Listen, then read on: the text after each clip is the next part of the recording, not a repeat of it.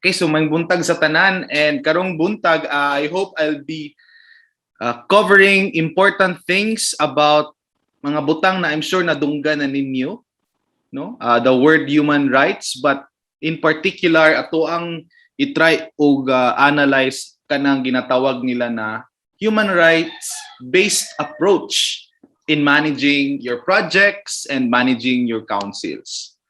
So before ta mo dive sa topic, I'm sure nadunggan naman yun nato na ang concept sa human rights, no? Pero unsa man gyud kana? So akong first question, kung na may chance mag-type sa inyo ang chat box, kanila kong pangutana.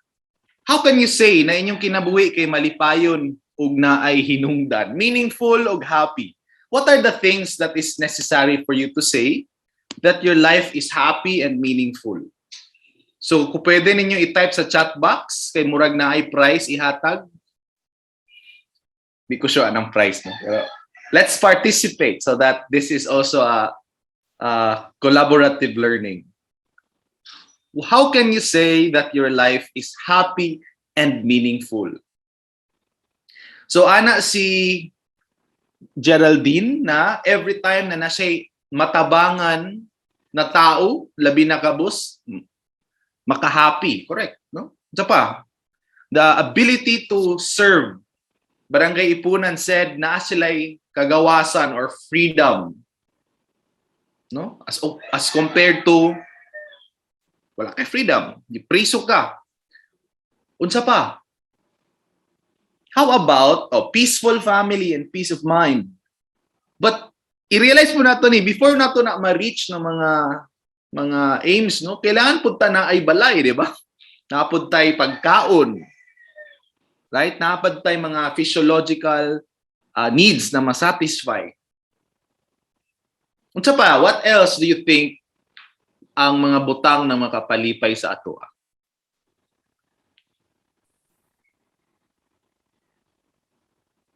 How about your ability to makatabang gamay o nagyud digin mawala ang makatabang.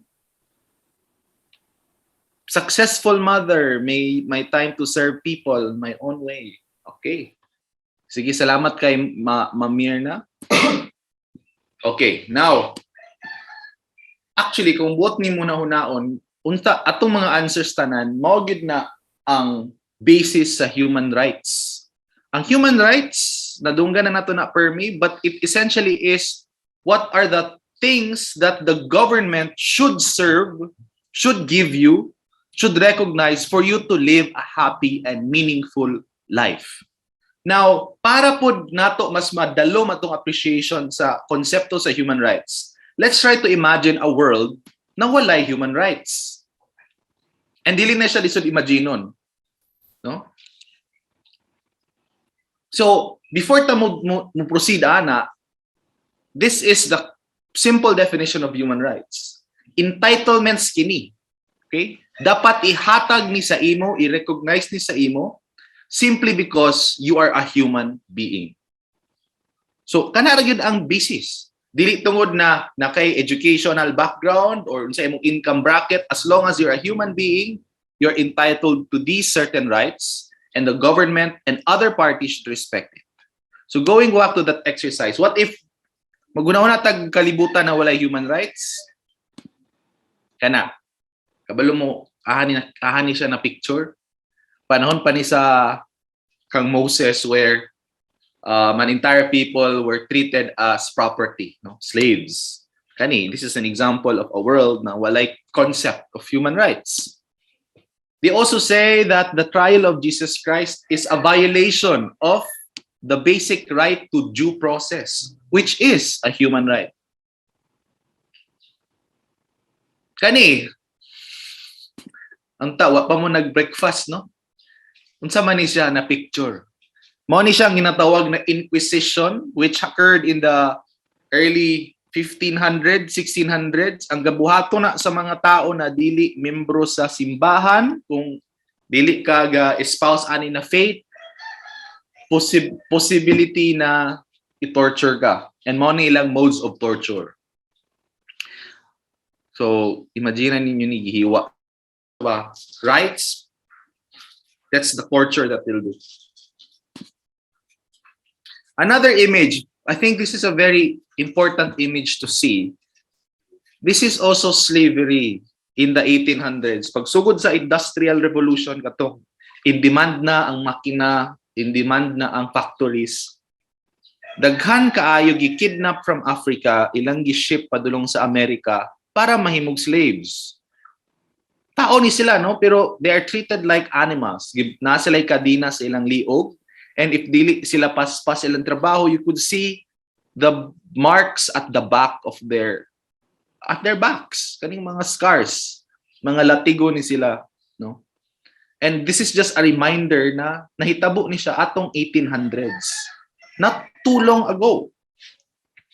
Next, okay, gani sa mga babae nagapaminaw diri karon. For all the women listening sa Zoom karon, ang inyong katungod na makabutar is not not an old right, by the way. Nahatag lang ni siya sa mga babae atong 1934 diri sa Pilipinas. 1934, wala pa ni nag 100 years.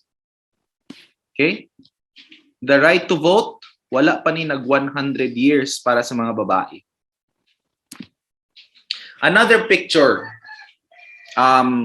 Nay maka-guess kanus ani nahitabo kanina picture? Kung inyong ma-remember inyong history, what is this picture? This is the Holocaust.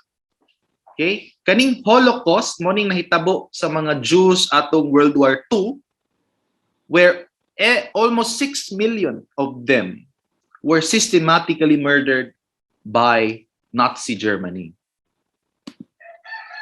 Right? 6 million katao, anak, tanan, bata, babae, tanan. They were all stripped of their citizenship with their dignity, shipped to concentration camps, and they were all exterminated. 6 million of them. And ang pinakakuyaw ani, this happened in 1940. I think napatay mga relatives na buhi pa ana na time. This did not happen a long time ago. It happened in 1940. Right? And tungod ani na experience sa World War II, dito na na tao ang ginatawag nato na United Nations, which I will explain also later. Case kani sa Amerika, kita nimo na tungod lang sa imong color, sa imong panit, dili ka ginatreat na tao. And there is sa Pilipinas, wala tay racial injustice, no? But ang ato ang kind of inequality makita gid sa gap between the rich and the poor. Kita nimo na picture. This is also a violation of human rights. Now, unsa may summary ani lugar? Kung naay summary sa human rights, it's really this. It's the recognition of the inherent dignity of the human being.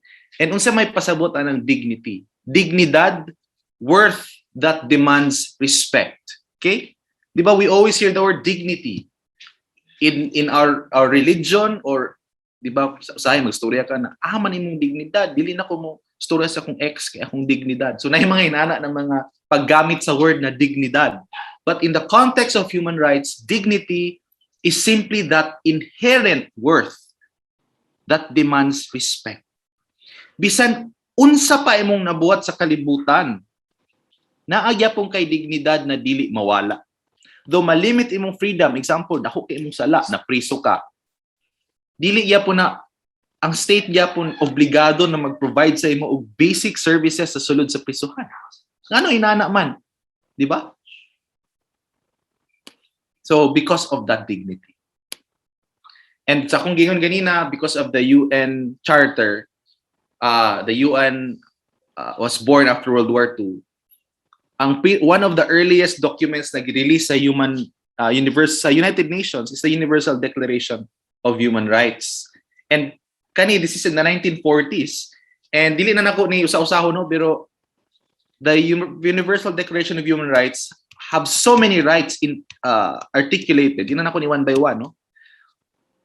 Right to nationality, marriage and family, right to your own things, freedom of thought, expression, social security, etc., etc.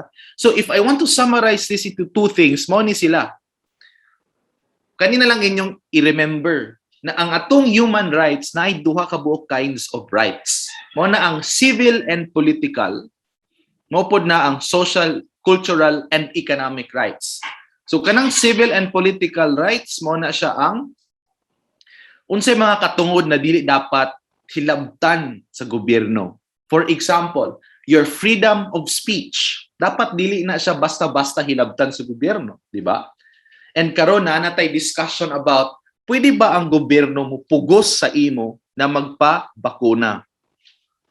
Now, ang tubag ana is generally dili, because ultimately imo man ang choice. Imong integrity sa imong lawas, imo nang control. So mao nang hantod karon wala tay makita na balaod na kung di ka magpabakuna sa COVID, mapriso ka. Right? So that is but actually it's an ongoing debate. Now, unsa man ang social, cultural, and economic rights? As the word implies, mo ni sila ang katungod na ang gobyerno dapat naibuhaton. Which means dapat mag-invest sila sa imong right to education, sa imong right to social security, right to a minimum wage, etc. These things government must enforce. As opposed to civil and political, which means unsay mga dili buhaton sa gobyerno. Okay. So kana di na ako ni expound more, no, but remember these three words. Human rights are interdependent and interrelated, no? Meaning imong katungod sa edukasyon konektado sa imong katungod na mo participate sa political process. Unsaon man nimo og express imong mind sa freedom of expression kung wala kay access sa pagkaon, kung gutom ka, di ba? The right to have health. So that's part of the entire system of rights. Indivisible, meaning dili na nimo pwede maputol-putol. Universal, kani ang pinaka-importante na konsepto kung gusto i-highlight. Universal ni siya, meaning tanan tao. Bahala pa kag wala kay estado, meaning stateless ka, or bahala pag nana kay kaso, or of course kung piwood ka, dili mawala imong dignidad. Okay? Mao na ang whole point. Because human rights are inherent and universal, bahala pag unsay imong sala naa kaana, and government has obligations to fulfill. So kamo BADAC as a government unit has obligations to fulfill because you are obligated under our human rights system. Okay? So ang PWOD being our clients, they are human beings with inherent dignity and rights that cannot be taken away just because of their status or their history. Okay? And finally, principles of rights-based approach. So kanay murag medyo paspas na ni siya, and maybe kung napatay time, it's best na naagid tay question and answer, no? Pero mo na ni siya, kabalo na ta at least unsay concept sa human rights, makita na sa atong balaod. Then kaning principles of rights-based approach is unsaon man lugar ning apply sa ato ang BADAC. Okay? So nani siya yung mga principles, and akong buhaton is nalanay ko yung mga questions that are will hopefully lead you to reflect, no? First one, well, unsa man ang HRBA? The human rights-based approach is this systematic approach in enhancing human rights in all aspects of your project implementation. Okay? It is normative and also operational. And kani, naay duha ka actors na kung gusto introduce sa inyo ha. Duha ni ka actors sa human rights-based approach. Naay ginatawag na duty bearers ug naay ginatawag na rights holders. Akong question sa inyo, kung pwede niyo i-type sa chat box. Sa inyong trabaho, kinsa man ang naay duty? Duty bearers. Duty bearers are gahawid sa duty. They're actually kita nasa gobyerno. Kita ang naay duty. Okay? Duty bearers ta. Then, unsa man lugar atong kliyente, mo na sila ang rights holders. So, tanawan ninyo ang interrelationship ani. Kani nga picture, very important ni siya. So, ang kaning mga duty bearers should fulfill their obligation, ug kaning mga rights holders should demand their rights through participation. So, mo ni ang cycle. Right? That's why ang PWOD dapat yun na ay venue to participate in their own programs. Now, siguro, I think makover ni siya ni Attorney PI later, pero ako na lang unhan, no?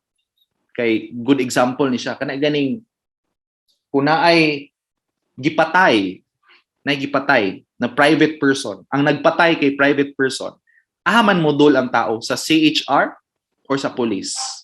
Sa Commission on Human Rights or sa police? Kung na gipatay or na gi-rape, ana nang nagbuhat is private person, muadto mo ana sa PNP, sa police. Pero nga naman kung ang nagpatay or ang nang-rape kay police or PIP or not necessarily police, no, but kita government official, mo report pud ta sa ahaman ta mo report sa CHR pud ta mo report. Nga naman kay ang nag-commit sa krimen is a duty bearer. Which is tanawa na sila duty. Na sila duty na mag-create o mag-enforce sa balaod, pero sila man din mismo ang nag-violate sa balaod mo nang i-report po na siya sa CHR, kaya mo na ang mandato sa CHR.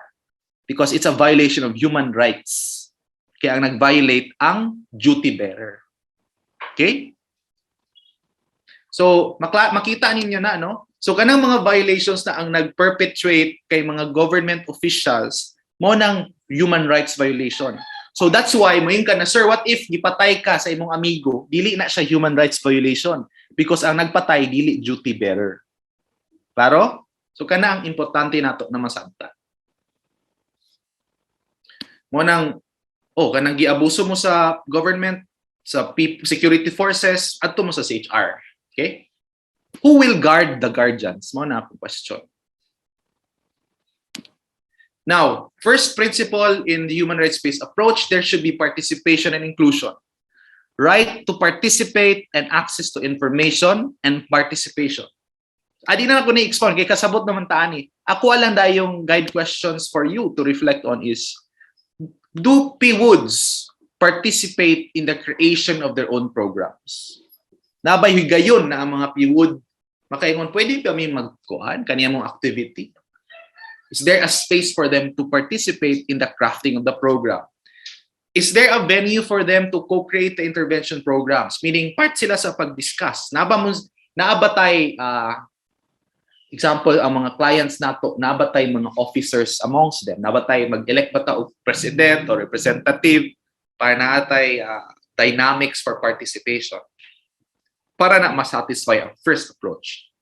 Second is accountability and rule of law, which means that duty bearers are answerable for the observance of human rights. Mao na kung gingon ganina, di ba? So, example, kita mismo, duty bearers ang nag-violate ana, accountable ta, dili lang sa crime, no? But we are accountable both in criminal, administrative, and civil liability. We have to comply with the legal norms. We have to follow the rules, no? And ang basic question ani is, are the processes provided by law followed? Okay, gina-follow ba nato ang naa sa balaod? And ang next question is, ang tong balaod or atong mga direktiba or mga executive order, does it also follow the law or international standards? Is there a mechanism na makareport kita if na ay nag-violate sa atong katungod? Right? And I think pinaka-common ana is ang 8888. Bisan unsa na lang gid ang among reklamo sa City Legal kadawat sa 8888, no? Saba ang silingan, guba ang dalan, but it could also be a venue for reporting violations. Meaning ana giabuso mo, gi-torture mo, gi-intimidate mo, gi-discriminate mo sa mga duty bearers, pwede niyo na i-report. The third approach is non-discrimination and equality. Kani importante kini para sa ato ang trabaho sa KADAC ug sa BADAC. Kay nga naman, di ba, dili gid nato maiwasan na naay discrimination kung PWOD. Right? So as part of our thinking process, dapat nato i-incorporate what are the programs that can lessen discrimination and promote equality sa atong mga cliente. Because it will fulfill that mandate of equality before the law. No direct or indirect discrimination. And the guide questions would be, do we use the proper language that does not discriminate? What do you mean? Kaniyo, bisan ang gamit nato sa terms discriminate people. For example, sa una, ang tawag nato sa mga napriso kay mga inmates or detainees, right? Karon dili na. Tawag nato sa ala is persons deprived of liberty. Ngano importante na siya nag-change? Kaya ang una, tao sila. Persons, tao sila. Pero na-deprive lang sila og liberty. Now for P-Wood, for our clients, sa una we call them drug addicts, drug dependent. Di ba? And that in itself, that language is discriminating. Mo nang karon ga natawag na gid siya og persons, no? Using drugs. Who use drugs. So unahon yun ang concept of person, tao. Person sila una before other things. Okay? Do you ensure the confidentiality of records? Kaniyang importante. Like, of course, kabalo naman ta na ipangtago gid sa folder ang everything, no? But kasi unconscious ta na mag-post-post tag bisan unsa sa Facebook. Na wala ninyo na blur ang dagway sa ating mga kliyente. Inyong gina-post ang ilang mga ngalan. That is a violation of their confidentiality, and then it can also lead to discrimination. Are you providing programs or and other opportunities that can be equally accessible by P-Woods, no? Kaya I'm sure na napansin ninyo na lisod kayang employment if you are a P-Wood, no? Kung giagi ka sa community drug rehabilitation program and kabalo ang mga employers ana, lisod i-hire. So is there a program for us to enhance their employability? So I cannot give the solutions. No? I'm just here to really lead us to some discussion, questions. And then the last principle, and I think very common, is empowerment. Rights holders should understand their rights. Ginatudluan ba nato atong P-Wood sa ilang katungod? And gatudluan ba nato sila unsaon nila og claim sa ilang katungod? Kabalo ba sila unsay services natong hatag sa ila? No? And be fully supported to participate in the development of policies that affect their lives. So, are P-Woods given tools and resources to break this cycle of addiction? Do we consider this more of like a health problem or a law enforcement problem? And this is an important question, ladies and gentlemen, because it will lead to two different outcomes. If we treat the drug menace as a purely law enforcement problem, what will happen? A lot of them will end up in jail. Right? And is there proper interventions in that jail? It will just lead to more poverty, social isolation, and their prospects of employability will diminish over time. Or do we consider this as a health problem, which means that there should be medical intervention, right? More investments in drug rehabilitation. So that should be a question that we should ask every day. Because if we believe that this is purely a law enforcement problem, lahi ang outcome. If we believe that it's really a health problem, lahi ang investment. And I think it's very clear in international standards that though this should be a dual approach, primarily this should be treated as a health problem. And that's the role of the BADAC as the front line in this fight for the drug problem. How do we develop our health system to cater to people who want assistance? And just to summarize, and I will now end, unsa para lang sad masabtan nato, para ma-compare nato ba, unsa man gyud ang dili project na dili ga follow sa HRBA. So kanang mga project na dili ga follow sa human rights based approach, mao ni sila na mga project na inyong mga cliente inyo rang seen as passive recipients. Wala gid ninyo sila gipa-apil-apil sa programa or sa process of making the program. Participation is limited. Rights, katungod nila, they're not discussed in the program. You only focus on the needs. And ang resulta is mas importante kaysa proseso. Mo ni siya ang mga projects or implementation styles na dili HRBA. Ayaw ninyo ni awata. Kani ang inyong awaton. Ang HRBA project are projects that identified their recipients as actors and agents of change. Participation is crucial. You provide them the voice. Naba mo yung officer sa inyong mga cliente, no? Naba sila system where they could participate in the process. I keep on saying that. It's very important. Gasturyahan ba ninyo ilang katungod? No? Gasturyahan pa ba ninyo ang unsay mga ways to access services? Focus is on the unfulfilled rights. And process is very important as results. And I end with this quote. Where, after all, do human rights begin? Universal human rights begin. In small places, like the BADAC, close to home. So close and so small that they cannot be seen on any maps of the world. Yet they are the world of the individual person, the neighborhood he lives in, the school or college he attends, the factory, farm, or office where he works. Such are the places where every man, woman, and child seeks equal justice, equal opportunity, equal dignity without discrimination. Unless these rights have meaning there, they have little meaning anywhere. So bisan sa BADAC, we should fight for the fulfillment of these basic human rights, because that spells the difference between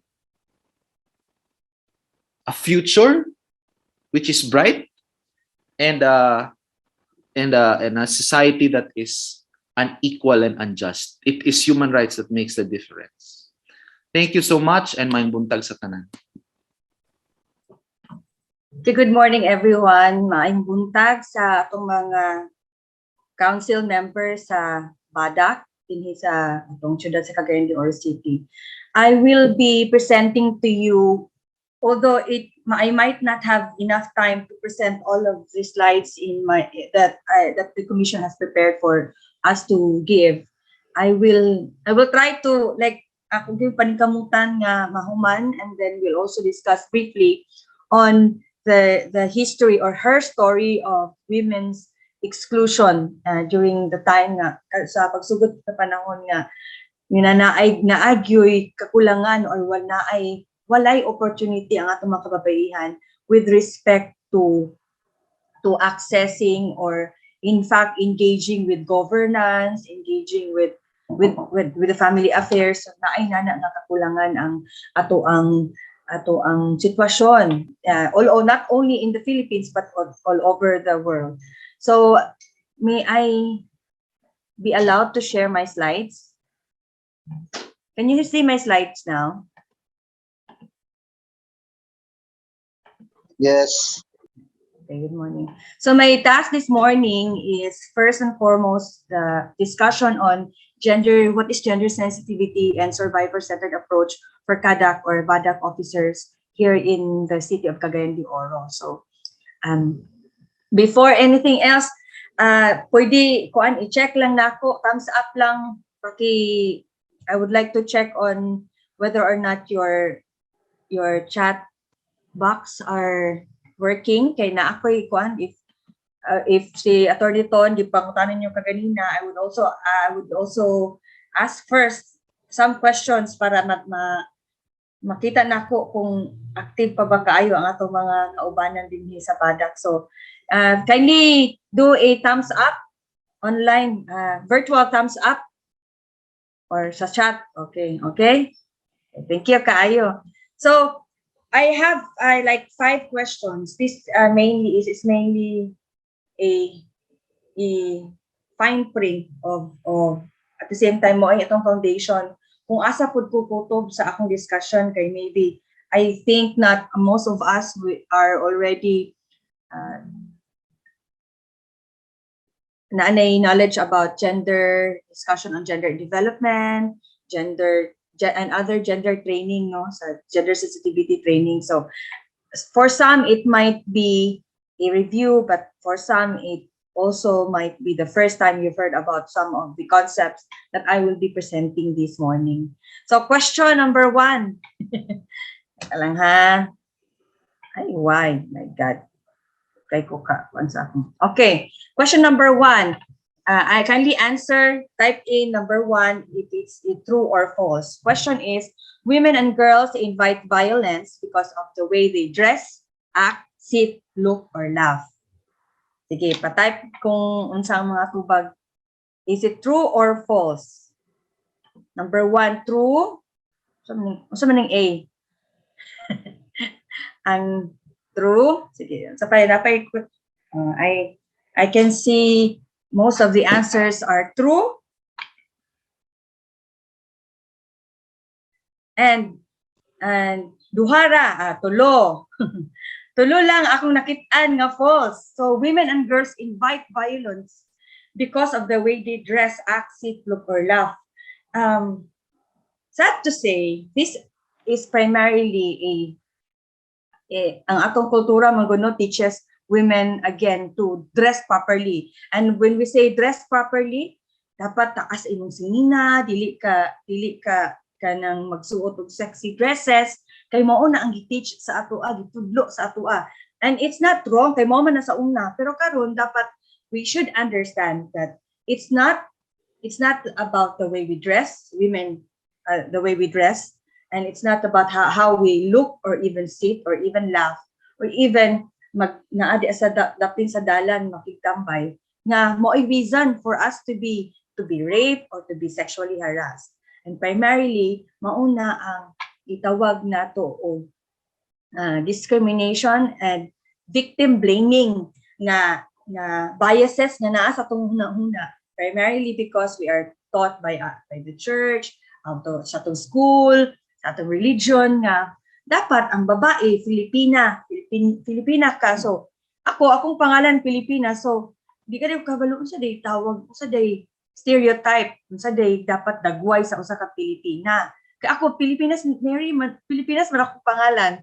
So does it mean nga ang Pilipina nga dili ako ha Pilipina dapat hinhin, dapat kanay inana nga connotation nga kung dili ka mo fit in, then again naay something wrong with you, or that the most ingon gyud ka nga ikaw may reason nagsuot man kag shorts, papuok mo nang gi-rape ka or gi-sexually harass ka. Pretty sad nga bastos lang gyud ang tao na nanghilapot or naagid something wrong with the psyche of that person nga nang rape, diba? So again, this is primarily atong tan-awon a victim blaming attitude which the BADAC officers or the councils or the member or even the people has to know about the victim blaming as a very inappropriate na mga practices. And isa ka prinsipyo dapat ang atong panglantaw is kinsa may biktima, ato bata mo laban sa nakasala or dito ta sa na napasa ng iyang katungod o ang iyang dignidad. So it kana ang careful ta at the same time kay kita, especially na ata we are also in the government and we are the duty bearers. We are agents of the state. Matud pa sa discussion kagayon ni Attorney Tonton that we are duty bearers. In short, we are primarily responsible and has the duty and responsibility to respect, protect, and promote human rights as well. And women's human rights are human rights. So, kana ang ato ang discussion. Thank you for the first answer. Then we'll proceed to the next question. I have 5 questions. Number 2, catcalls are in reality compliments. Then women should not take them seriously. Is it true or false? Can you type in your answers if it's true or false? I can see true and I can see false. Compliments. So this, sige pa, napa? Okay, daghan kaayo nagtapok ang mga answers na ay true, na ako'y false. So the answer of this question is, saman, catcalls are in reality not a compliment. Why? Because dili siya makahatag og safe environment sa mga babae or in fact sa mga taong gitagpuyan or sa mga taong nga gi-catcall. So it's false. And dili pasabot nga, well, for some na ay mga generation, no, for some generation, I think before akong dili man ko naama ko sa gitawag og generation nga medyo nakakuha na sad sa mga bag-o na pagtulunan or bag-ong mga concepts of gender. Ang mga sauna nga mga tao, ganahan kay sila tagbuyan. Ganahan kay sila tagbuyan kay matud pa, in fact, mga babae pa mag-ingon na ganahan ko tagbuyan kay sexy jud ko. Ako ra ginanaan sa mga lalaki. But there are also women who doesn't even need that na i-compliment ko para i-catcall ko or taghuyan ko. Unsa ko umang? Dili ko umang para taghuyan para magawas diha sa akong gitaguan nga sa tawag ni kaning paka ba na tawag ana or shell kay the equivalent you are the person who are catcalling is objectifying the woman or the women na ilang gicatcall. False, pwede mag-record. Nag-record actually ang official recording sa city, ma'am. Pasensya, nabasa na ko ang post. So, again, false ang answer ani. And this catcalling is already a crime under the new law na gitawag og Safe Spaces Act. And this is considered as gender-based sexual harassment in public spaces. The more siya nga modako ang imuhang penalty if you are a public official or a police officer or those who are in the security forces. So, take note, you are a duty bearer. So, kani ang ato ang naibag-o, if I don't know if you have already encountered a discussion on Safe Spaces Act, maybe appeal na sa mga lectures nga dapat inyo pong agiano kay pag-una nga balaod 2019 na siya nga law. It was passed in 2019 and dapat na ang atong Cagayan-de-Oro City is also and all the LGUs of course are called upon to also pass in a local ordinance on Safe Spaces Act or the Bawal Bastos Law. So third question, suko ni si Attorney Palma aning iyang discussion. Wala ko masuko, I'm just presenting the law and what is in reality and a violation and affront of the person's dignity by catcalling that person. So question number 3, women and girls who uses drugs lose the right to be protected from violence. Is it a true or a false? Answer, wala na may nanubag. False pa. I can see a glaring false. Ayan, nakasakay na yun ang tanan. Nakasakay na ang mga tubag. So the answer here is false because even if you are a drug user, or even if you are a criminal, you are still protected or you have the right to be protected from the law itself and from the system. In fact, naay gitawag og equal treatment sa mga tao nga incarcerated or detained, naay gitawag ang humane treatment. So, and in fact, the law also recognizes kanang gitawag na to og katong sa Bill of Rights na the right of the person to be given a lawyer, to provide by a lawyer. If you cannot afford a lawyer, then para sa ato ang system, we have the PAW, or in fact, we have other mga CSOs or NGOs or mga faith-based organizations who will also help those who need the right to have a lawyer. So, kana and the right to be heard, appeal na siya, mao nang naay hearing, mao nang naay court because primarily kaning mga babae or in fact tanan nga mga tawo nga makasuhan aduna gyapon katungod nga mo defend sa iyang kaugalingon. And this also holds true to women and girls who uses drugs. So the more nga protection ang ihatag sa mga kababaihan and girls, why?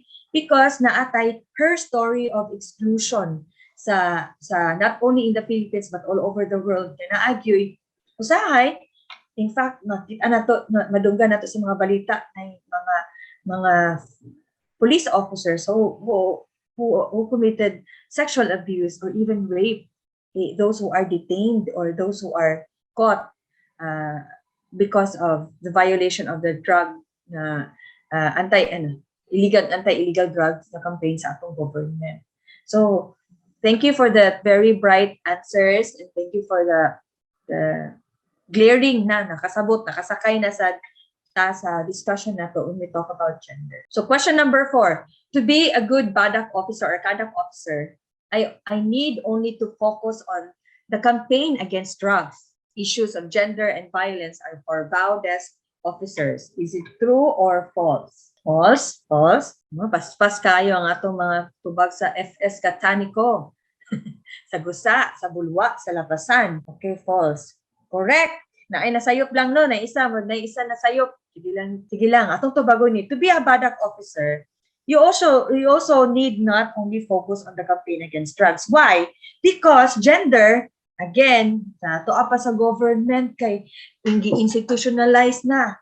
Gi-institutionalize na ang gender and development in all levels of programs, actions, and plans sa atong mga activity diha or mga programs diha sa panggobyerno. In fact, we are also encouraging private institutions or private na mga schools and private na companies to also do the same. Kaya nga naman, gender should be inclusive and should be intertwined in all aspects of our programs and activities sa for example, sa BADAC, so naapat na ana siya, integrated na siya. It should be embedded in us. And also, dapat, it's not only in the program, but also in the per people working in that council, in that office, or in that agency. So, mao na ang reason, mao na ang tubag nato. Again, because violence and gender, again, is an important aspect that the CADAC or the BADAC officer should also know. Kaya naadiha in one of our work in the commission, we conducted, or the Commission on Human Rights of the Philippines conducted a documentation on the cases of women who are left behind because of EJK on the war on drugs. So tubag ani ng mga recipient, mga nagtubag, mga responders, women who are left behind, most often than not, these women also experiences gender-based violence in their homes and is committed by their partner or their husbands na naapoy illegal drug activity. So kani sila most often also, in fact, na nakita dito na ay mga kababaihan na engage the drugs because they are economically dependent sa ilang male counterpart, ilang partner, ilang husband, ilang uyab. So kani sila ma-appeal sila, and that for that reason medyo dako kaayo sila o dakong epekto sa mga kababaihan. Kini kay dili na lang sila musukol-sukay, mao may trabaho sa akong mga partner, wala na ko'y mahimo. So diha palangdaan because they are primarily usahay physically and emotionally battered sila. Dili sila makaundang o makagalingkawas diha sa sitwasyon kung asa po ang ilang mga counterparts or male counterparts or mga partners. So thank you for that. And last question. Unta na ako yung napulo but I deleted the 5 questions para makahatag pa po ko discussion sa uban ng mga important aspects sa atong ang topic karon nga buntag. So last question. Women and girls who are drug users could also be victims of gender-based violence.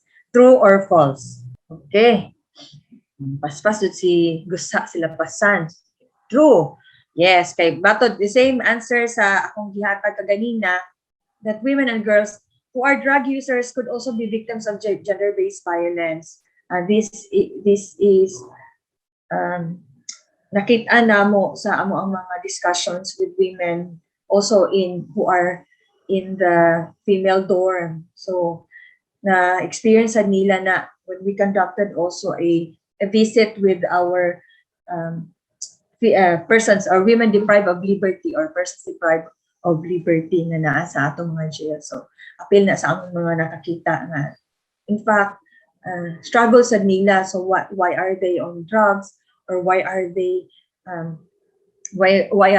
in that kanang situation? Because they are forced to be living with people or also living with the partner na ay ang activity, and most often than not they are also victim of physical and mental abuse sa kinahang partner. So thank you for that answer sa inyong mga question, and it's very overwhelmingly wonderful discussions sa kato palang gani nga gisgutan nato mga questions. So I just like to plug in that on November 25 to December 12 we will be commemorating or celebrating or naanapod ang atong yearly or annual nga End Vow campaign. So 18-day campaign to end violence against women and children. So our sub-theme or atong overall theme for 2016 to 2021 is the vow that vow-free community starts with me. And for this year, our sub-theme focuses more on Filipino marespeto, safe spaces, kasali tayo. So mo na ang ato ang for in the Philippines na ang atong sub-theme sa karon nga celebration or commemoration sa NPAW campaign. So Filipino marespeto, safe spaces, kasali tayo. So apil na unta na mga updates nato sa mga kabag-uan or mga bag-o nga laws with respect to safe spaces.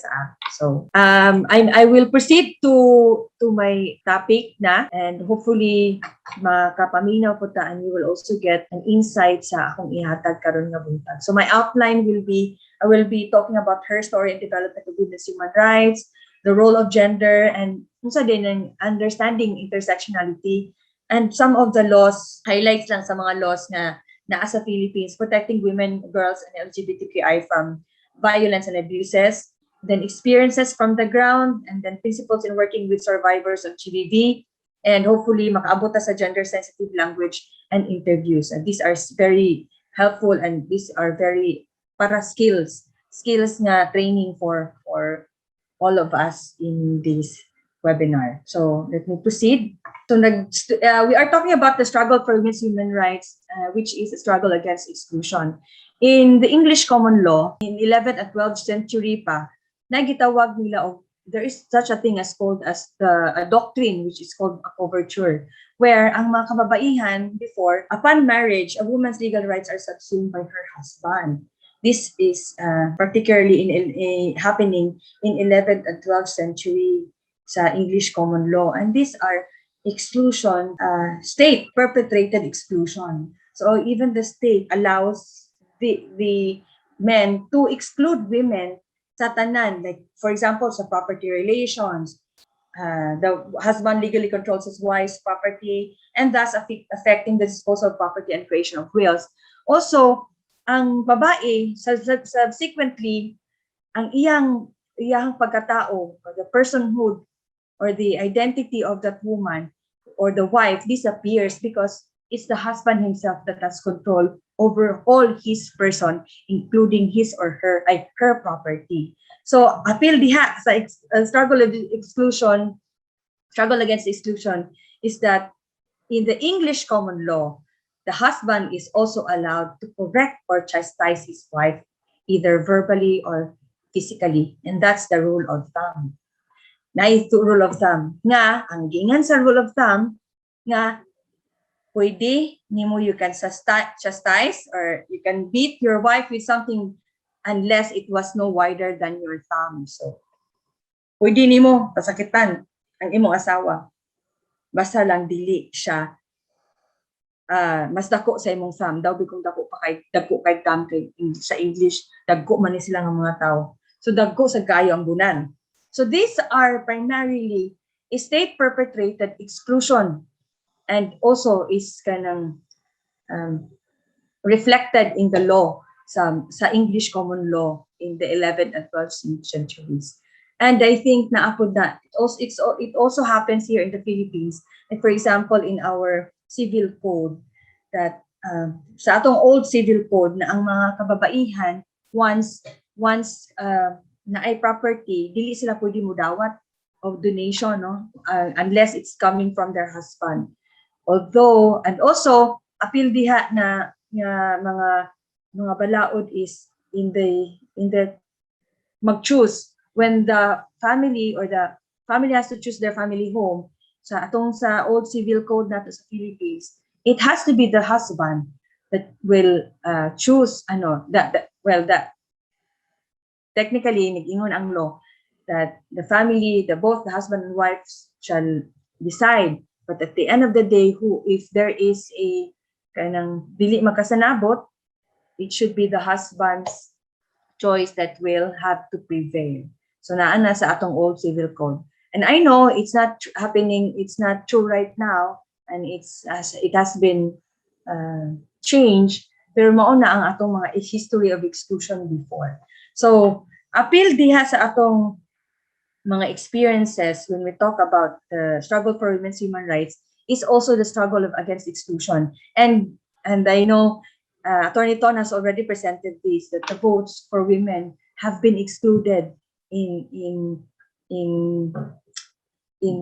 dugay nga panahon, and it has been a struggle. At the same time, supposedly, the right to vote is a human right, sa matag usa human right. So but because sa mga panahon sa una, dako kaayo og kanang kasubo kay dili gyud ingon na ana ka, if you don't have a property or if you are not a white women, you cannot vote. So naay mga, and also mga, in fact ang mga prisoners dili allowed to vote at that time. So karon naay mga changes, primarily because of the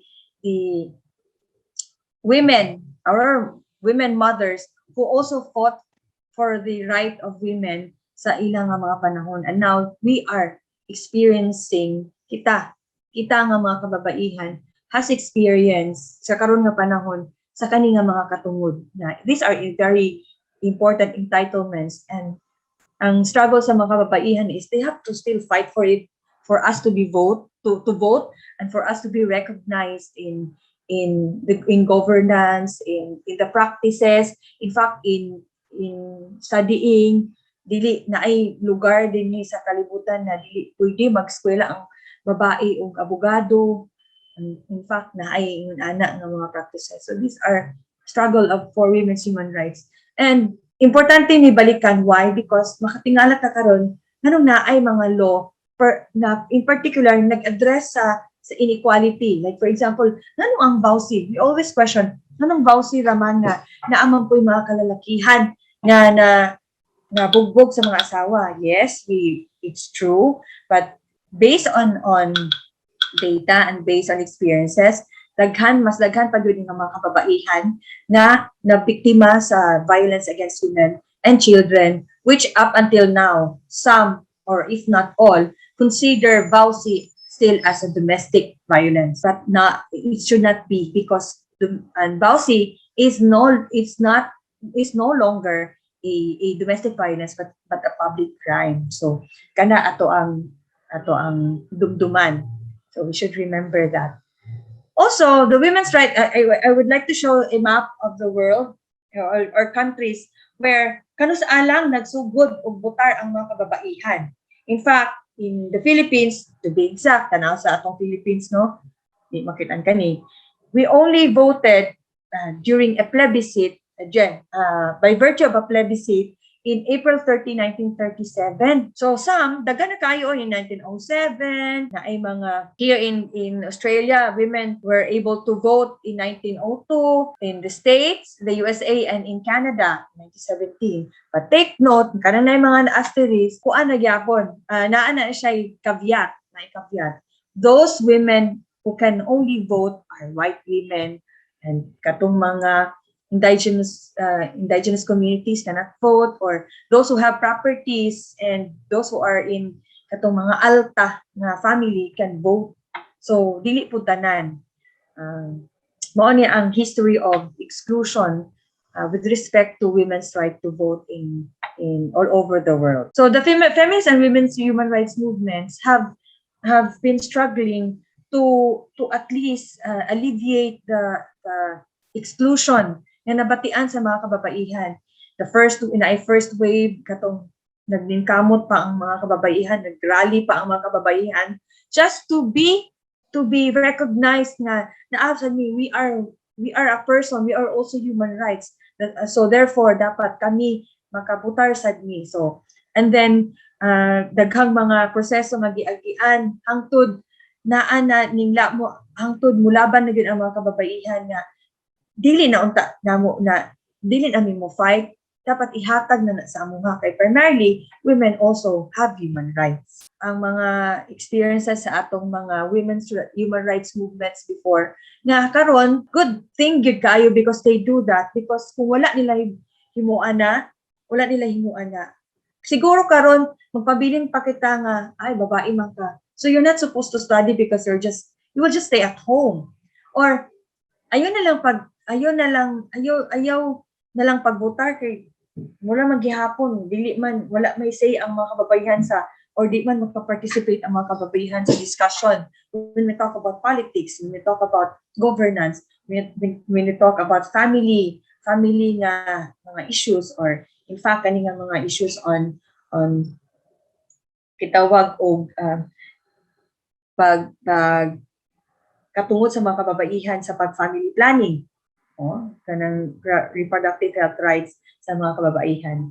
Also, dako kaayo og impact ang kani nga mga feminista and the women's human rights movement, because we were ato na imbibe or na enjoy na nato ang ilang nga mga struggles before. So sila atong pasalamatan ani nga mga naaditos katong sa mga nag-una nato nga mga kababaihan, because they fought for our rights nga dapat unta dili na nato paningkamutan nga i-fight pa. So mao na ang struggle of women's human rights throughout the years up until now. So matingala ta nganong naay mga balaod gihapon na nagprotektar sa mga kababaihan, nganong babae ra man gyud, primarily because these are affirmative actions that should be undertaken by the government. Nganuman kay naa may inequality nga nahitabo, naa may exclusion nga nahitabo. And good thing kay makabutar na ta. In fact, kung wala to mga kababaihan nato sa mga Ilonggo nga si Kalaw nga nag-head ani niya para makabuhat og plebisito, hangtod karon siguro dili ta makabutar mga babae. So we should be reminded of the struggles of women, because now we are enjoying the benefit of all the struggles, of all the fight that they have fought, tungod lang para makabot ang katungod sa mga kababaihan, not only sa pagbutar but also in mag-recognize sa ilang katungod as babae. Okay. So kani we should be thankful and we should be proud, because the main proponent of the Convention on the Elimination of All Forms of Discrimination Against Women is no other than our former Senator Leticia Shahani, who, by the way, is the first women nga nagrepresentar nato sa UN. And then in 1981 napasar ang CEDAW, which is the International Bill of Rights for Women. And to take note, this is the second most ratified treaty in the world.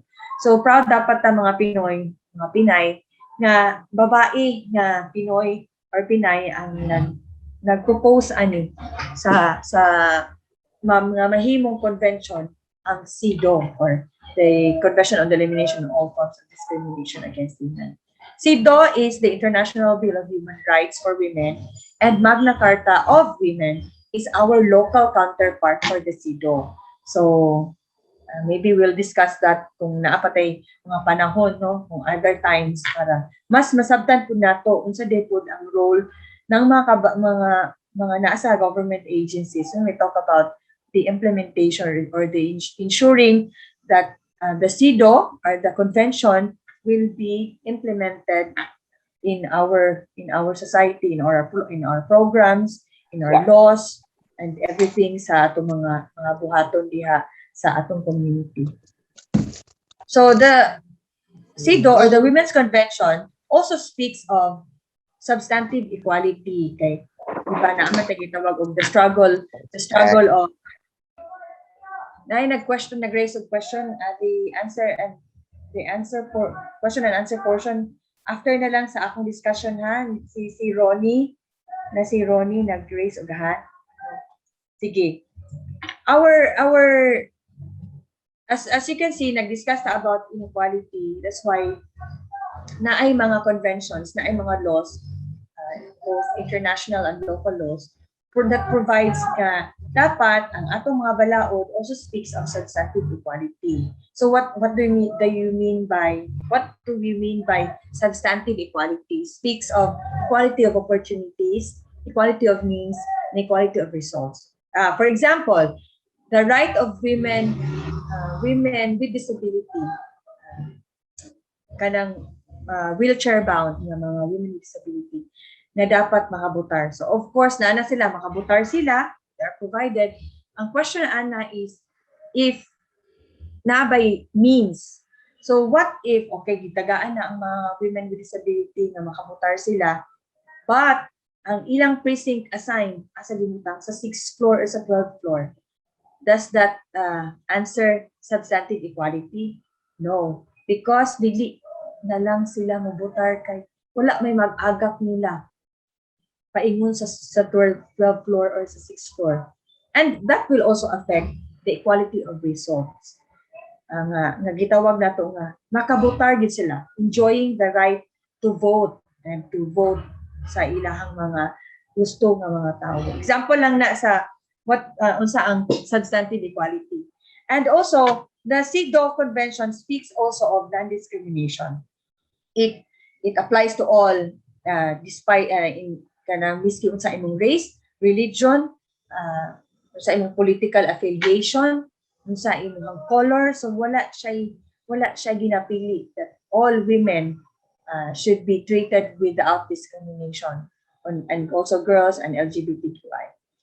And ang CIDO also speaks of state obligation. Again, dapat ang Estado aduna gyoy responsibilidad nga ihatag ang opportunity, ang means, ang result, which means the substantive equality, and nga dapat makapot sa usa ka babae o sa mga girls, excuse me.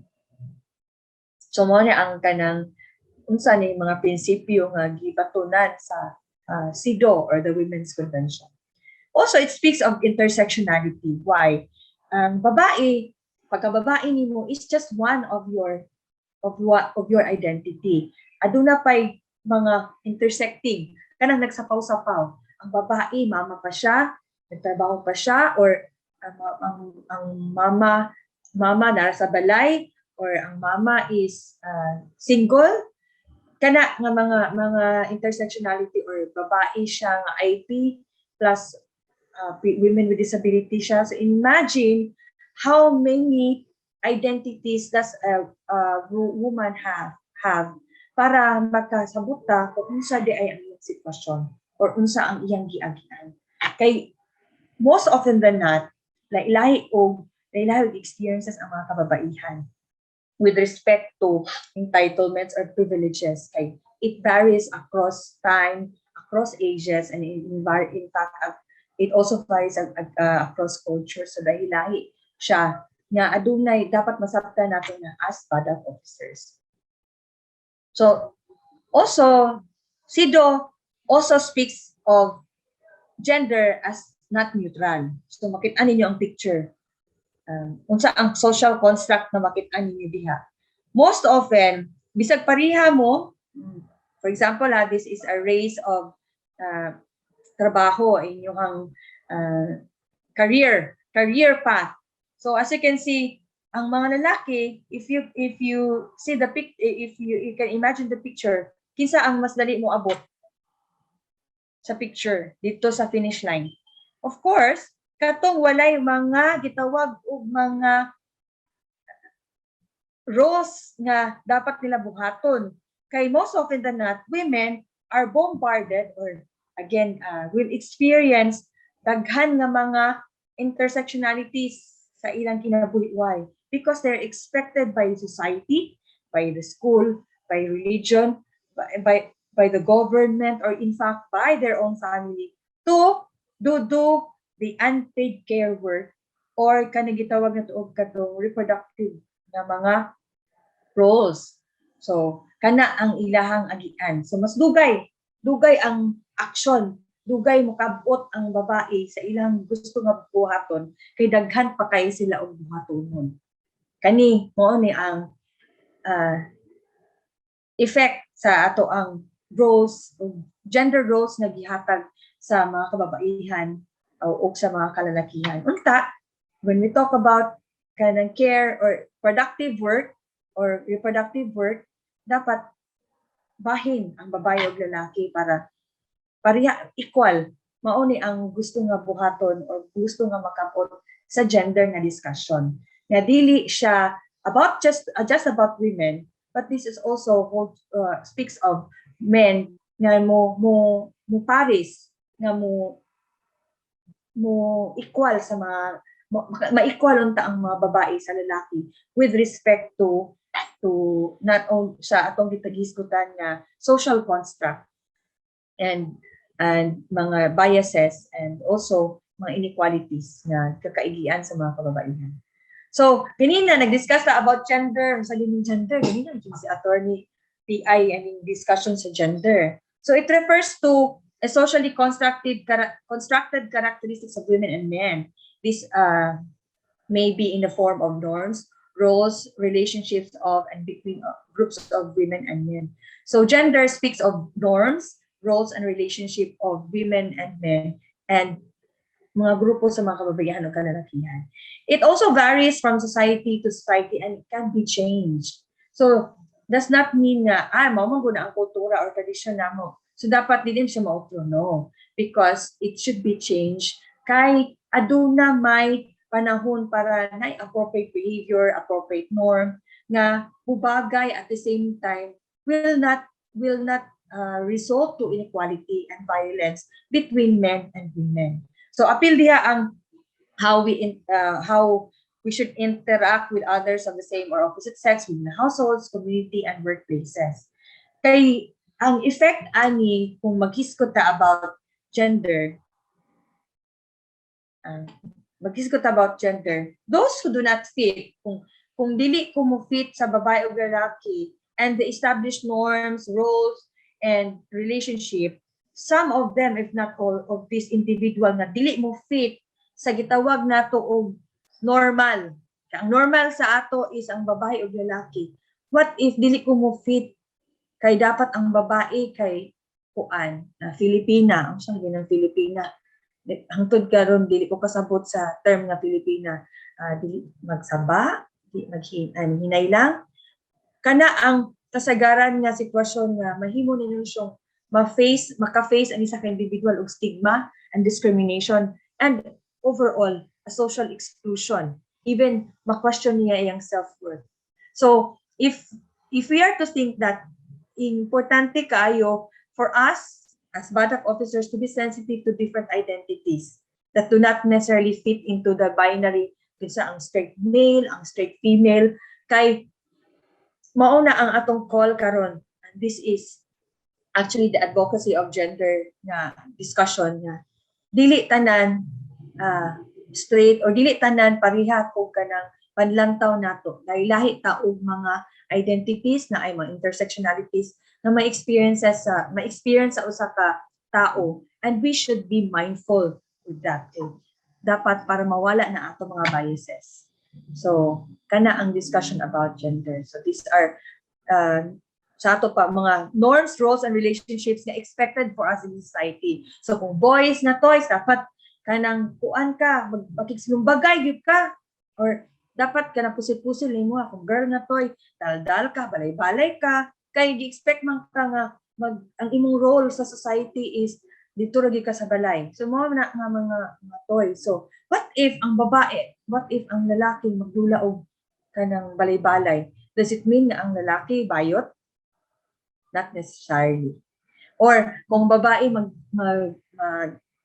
dula og kanang pusil-pusil, does that mean ang babae lalaki or tomboy? It's not necessarily. So para sa ako, I grew up with a family nga I'm in the middle of two boys. So expected sa ako kasi may akong kadula, akong duha ka lalaking igsuon. Therefore, how would I be able to enjoy Barbie dolls or mga dulaan ng pambabae nga gi-design o gi-fit sa mga babae if ang ako kadula lalaki? So akong dulaan before, of course, mas daghan kog dulaan nga pang ma-enjoy ang pati lalaki, kay lalaki man akong baka igsuon. So kana nga mga sitwasyon, and it does not make me a lesbian or a bisexual, because again, these are gitawag na to og kanang mga gender-based na mga roles or expectations sa ato na kita mo mismo ang nagbutang ana. And therefore, because these are created by people and these are socially constructed, it can still be changed. So importante na to na ay mga babae nga di man ko fit na kanang di man ko fit na may mong asawa, kay single mama ko, does it mean I'm not a woman kay single ko? So kana nga mga discussions. So important to also be mindful of gender sensitivity, especially with respect to handling our clients. So next. So everyone has SOGSC. Ano yung SOGSC? Sexual orientation, gender identity, and expression, and sex characteristics. And we all deserve equal dignity and rights. So tan-aw na nako yung mga pangutana dira para ma-check nato unsa di tawag unsa atong SOG. So sa imong pagtanong, gender identity is how you see yourself. So if you see yourself as babae or lalaki, or walay wrong ana. So you answer it. Yun sa nimo pag-ilain mo kagalingon is that gender identity. So we also know about sexual orientation. Sexual orientation is how you feel about someone, kisa ang imong pagustuhan, kinsa imong asa ka mahigugma, asa ka mo feel og love. So mo na ang sexual orientation. And other sex characteristics kanang ang sex characteristics is ang imuhang physical or the physical attributes nimo. If you're a boy or a girl or a woman or a man, naa kay vagina, naa kay pekpek, naa kay pikoy, mao na ang mga sex characteristics. When we talk about sexual orientation, for example, if your gender identity is if you see yourself as a woman and your sex assigned at birth, ang akong pag-ila sa akong self, for example, when I see myself, akong pag-ila sa akong self, example lang nga para kay makitaan man gyud ko physically I'm a girl. Example lang, if my gender I see myself as a boy, akong pag-ila lalaki gyud ko. But my sex assigned at birth is kuan. Na ako'y of that of a girl. Ang akong sexual orientation, sabot ang akong kagustuhan, imagine ha, ako ang pag-ila sa self is lalaki, but physically bayi ko, and my sex assigned at birth is that of a woman or a female. Akong kagustuhan is parehan ako. Ang ako ang identity is dili lalaki ko. Akong pag-ila sa akong self, although physically kay naamang ko'y sex nga babae. So dili ko mo agi sa normal nga katong binary nga male female. So lisod ka imagine no kay dili kay ninyo ma-picture. Pero meaning ana dili congruent, dili siya straight ako ang pagkaila sa self. So dili ko dito sa gitawag og heteronormative na kultura kay naalagi dapat male or female. So everyone nayuban gyud lisod jud kay sabton Kay nga naman, dili man kita ang ila ana. It's not for us to define the other person. It has to be defined by that person itself. And dili pwede nga, uy, sa man ka bayad ka lalaki. Dili ka pwede mo storya ana. Ano man, it's very insensitive. Kay you are asking a very personal question.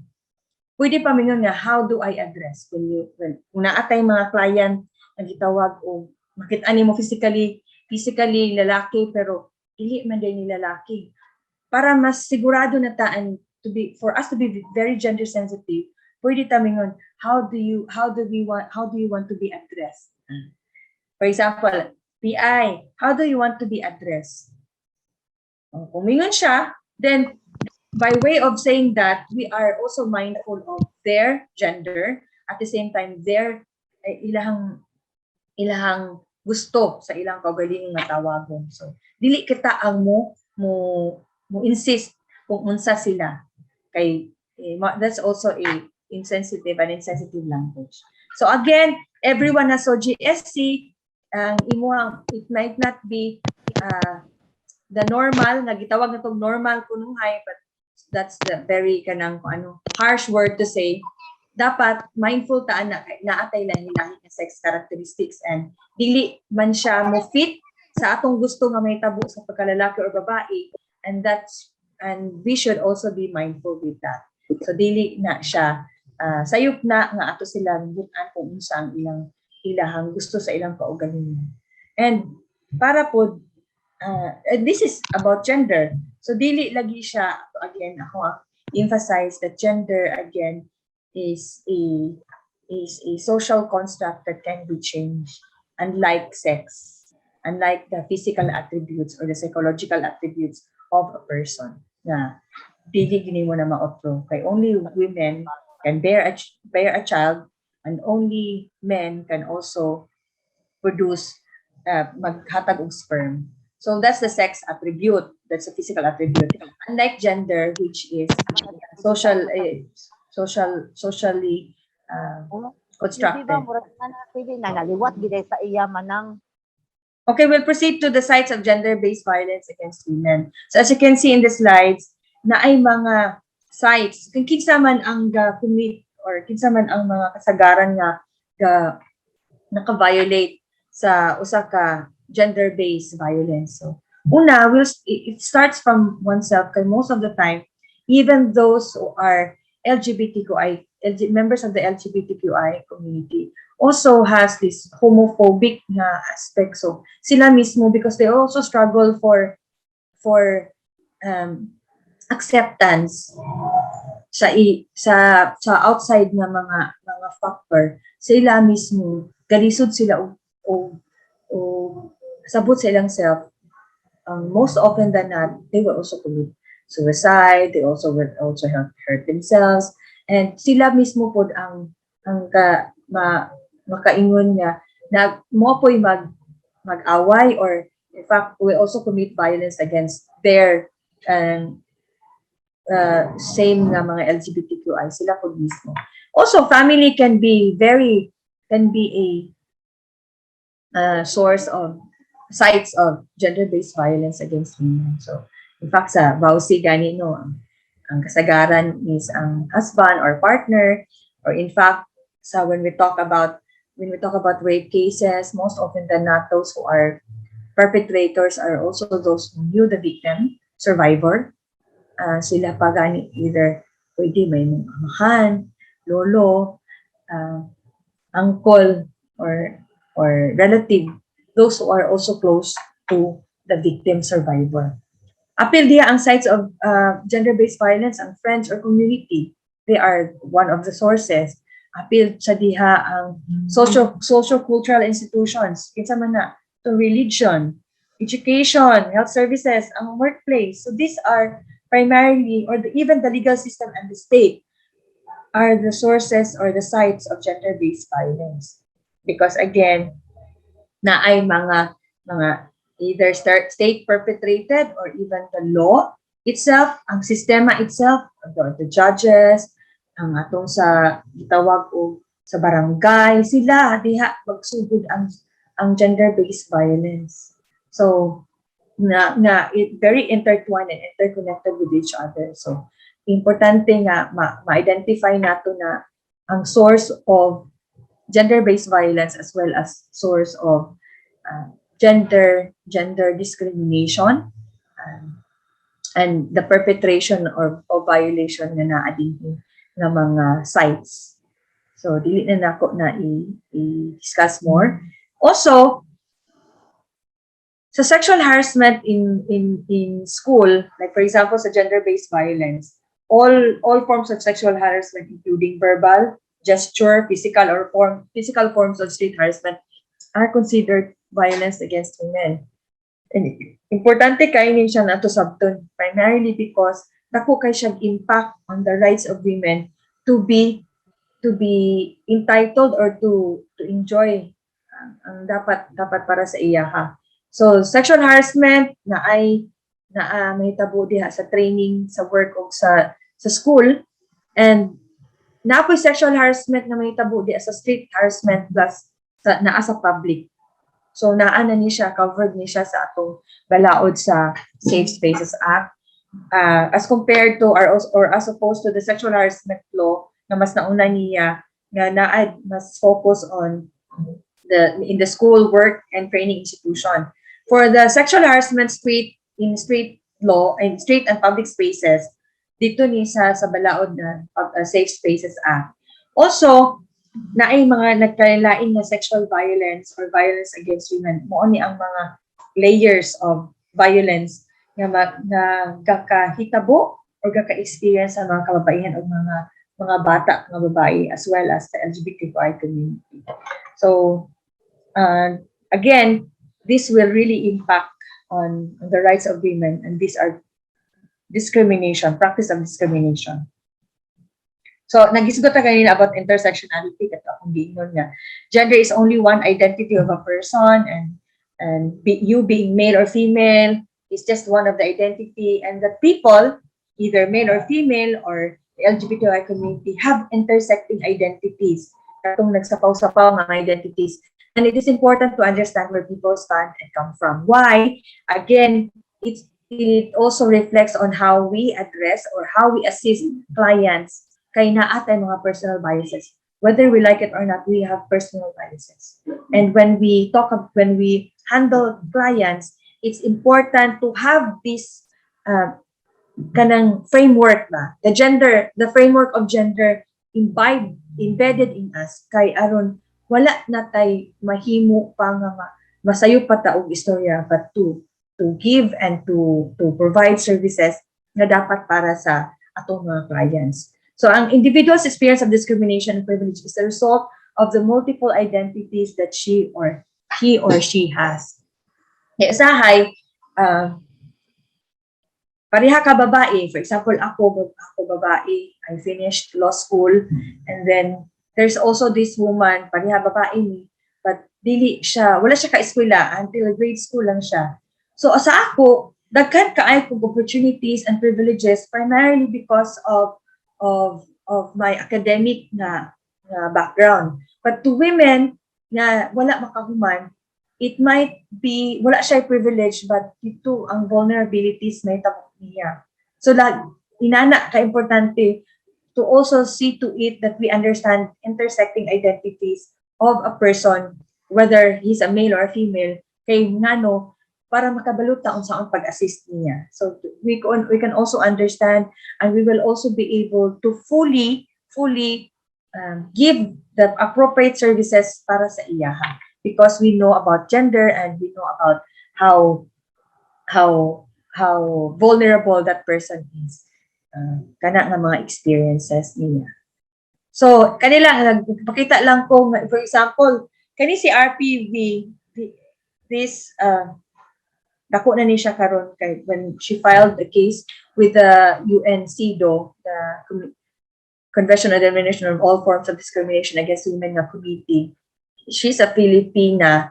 She's a deaf minor who filed for case who filed a communication before CIDO kay wala siya matagad sa atong legal system diri sa Pilipinas.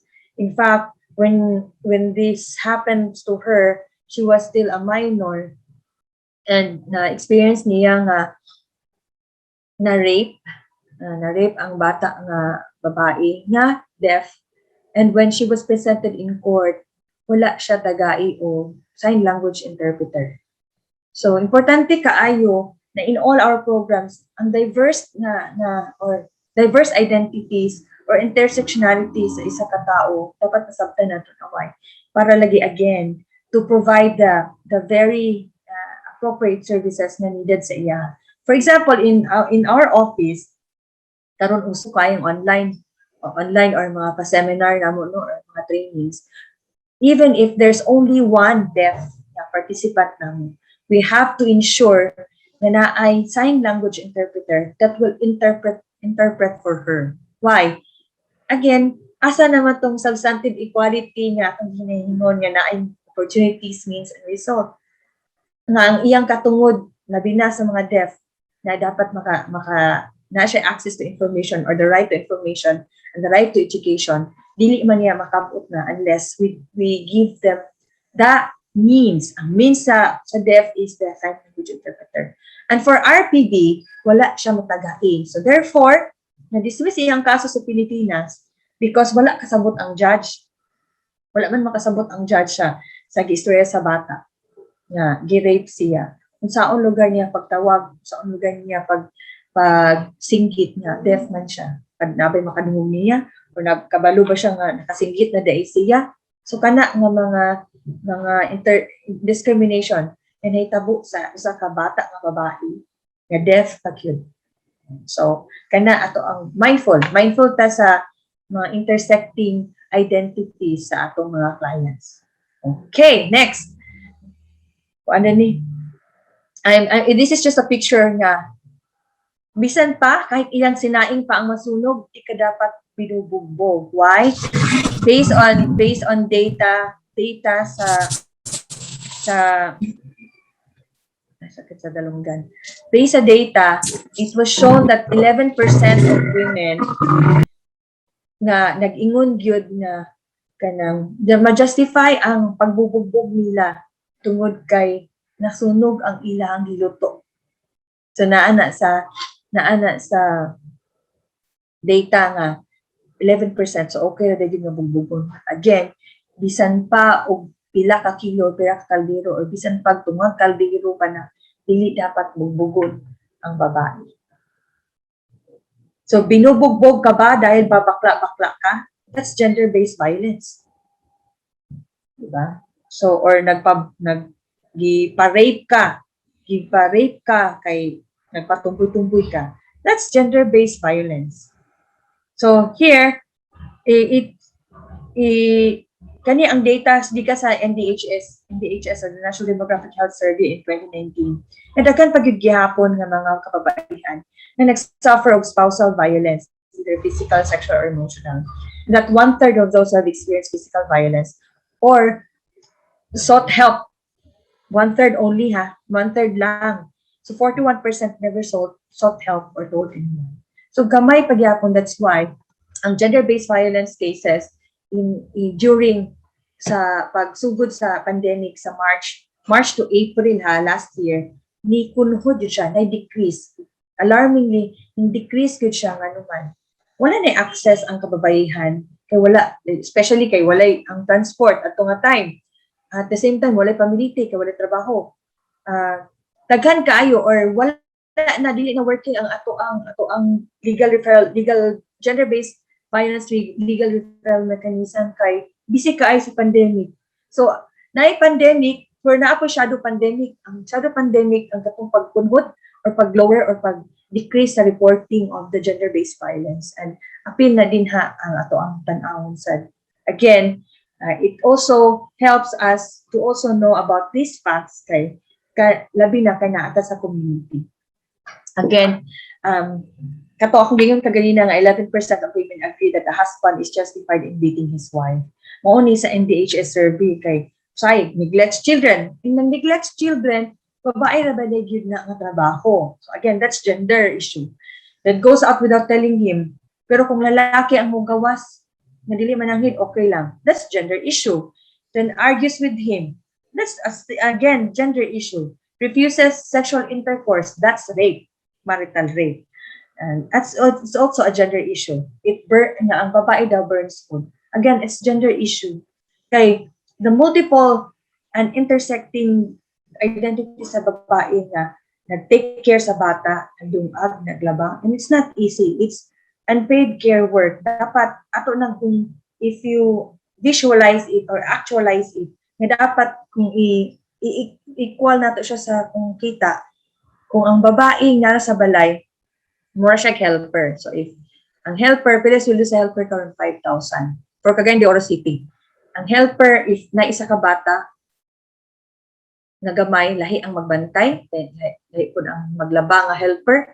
So, kung pila ka buk anak mo na equivalent sa trabaho sa babae, sa unpaid care work niya or the care economy, gitawag na ito care economy. So, dako pa siya kita actually sa iyang husband or partner. Pero, kita mismo sa di ta mindful ana nga, ay, ang nagtrabaho ra mo na kay ang bana. So, dili kwintahon nimo ang trabaho sa inahan nga pila ka oras nagbantay sa bata, nagpakaon, naglaba, pagkatiman pa sa bana, pagkatiman pa sa tanan nga mahitabo sa balay. So kana ang isa sa mga reason nga tan-aw nato ang gender lens when we deal with our clients.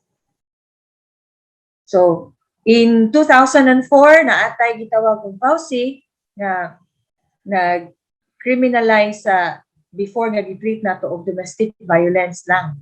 Karon in 2004 public crime na gyud ang gitawag nato og gender-based violence in the form of violence against women and children na violation. So mo na ang highlight sa ato ang mga laws. Also we have rape, and di lang ako na i-dwell ang rape kay para maka proceed ta sa discussion on gender survivor victim-centered approach na aspect. We also have the Safe Space Act na naay mga moni ang forms of sexual harassment. We have the streets and public spaces na violation. We also have the online sexual harassment under the Safe Spaces Act, workplace and employment, appeal na po diha ang schools, education and training na sexual harassment. Also, these are reported gender-based violence na mga issue or cases. Na Philippine policeman accused of raping drug suspect, who is a 15-year-old daughter. Rapes by cops linked to the PH war on drugs. U.S. State Department drug war to deter rape. 16 cops in 8 cases. Then ICC reports rapes were committed during drug wars. Na mga inaani nga mga reports. And these are also holds true.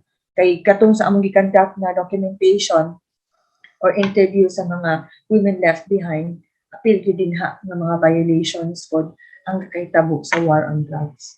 So these are very important nga naman again kay kita ang nasa community and we also have to check whether or not ang atong mga clients have been traumatized or na-re-victimized with the way we also address them. So importante ang ato ang gender lens sa pag-handle sa mga clients.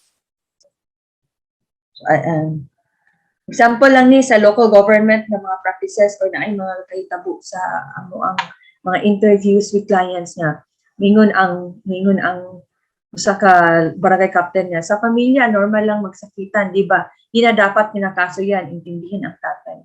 So have you even pamata ka na kita pod naka-storya ba sa tag-ingon ani? Is it even gender sensitive? It's your daughter's fault. Why did she go with the guy? It's better to settle this year.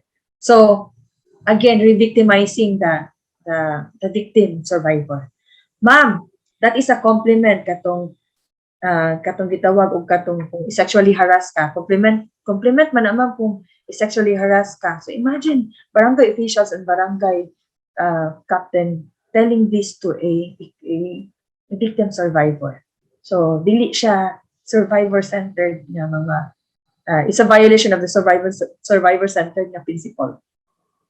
At the community level, a rapist or juvenile sex offender's desire to commit a crime will always be there. And itong media practitioner, all they need is the opportunity to commit a crime. Sexy ladies, careful with the way you dress up. You're inviting the beast. So, ang intention niya is, okay na, agyo na sila, pero dapat ikaw ba, ayaw pag-sexy, ayaw pag-short shorts. So, again, these are very insensitive na mga or uncalled na mga comments which will also perpetrate again or justify nimo ang sex offenders. These are, and also most importantly, you are re-victimizing the victim survivor with this statement. So next is, bakit kasi siya sumama sa maraming lalaki? Bakit nagpapakalasing? Bakit ganyan ang damit? So just because I'm drunk, does that give you a right to rape me or i-victimize na sad ka? So, again, pwede manggod na dili ka mo gamit ano yung mga words. So, we'll have to settle dapat ani nga ikaw kay biktima ka, ayo na nimo na dungagi. Dito ka mo atake sa nag-offend na nakasala sa iya. So, I will have to, I think, I don't know if I still have time. I think I still have time. Okay. So, we'll have to discuss on the overall principles of working with victim survivors of violence. And this is primarily on the basis of the victim survivor-centered approach. A while ago, with the discussion with Attorney Ton, he also discusses on the human rights-based approach. Why it's important, again, to have a human rights lens and a gender lens. Why in dealing with our PWUDs or the persons who uses drugs. Why kaning nga mga principles or kaning nga mga framework will help us understand better our work as BADAC, our work as CADAC. So, sa human rights-based approach, katugay din na ako balikon, although this na ay 5 ka principles na gitawag nato or the Panther principles sa human rights-based approach, it speaks of participation, accountability, non-discrimination, transparency, human dignity, empowerment, and the rule of law. When we talk about human rights-based approach, so dapat na participation. In fact, mao nang naatay community, naatay barangay anti-drug council, because that's primarily rooted sa principle of participation.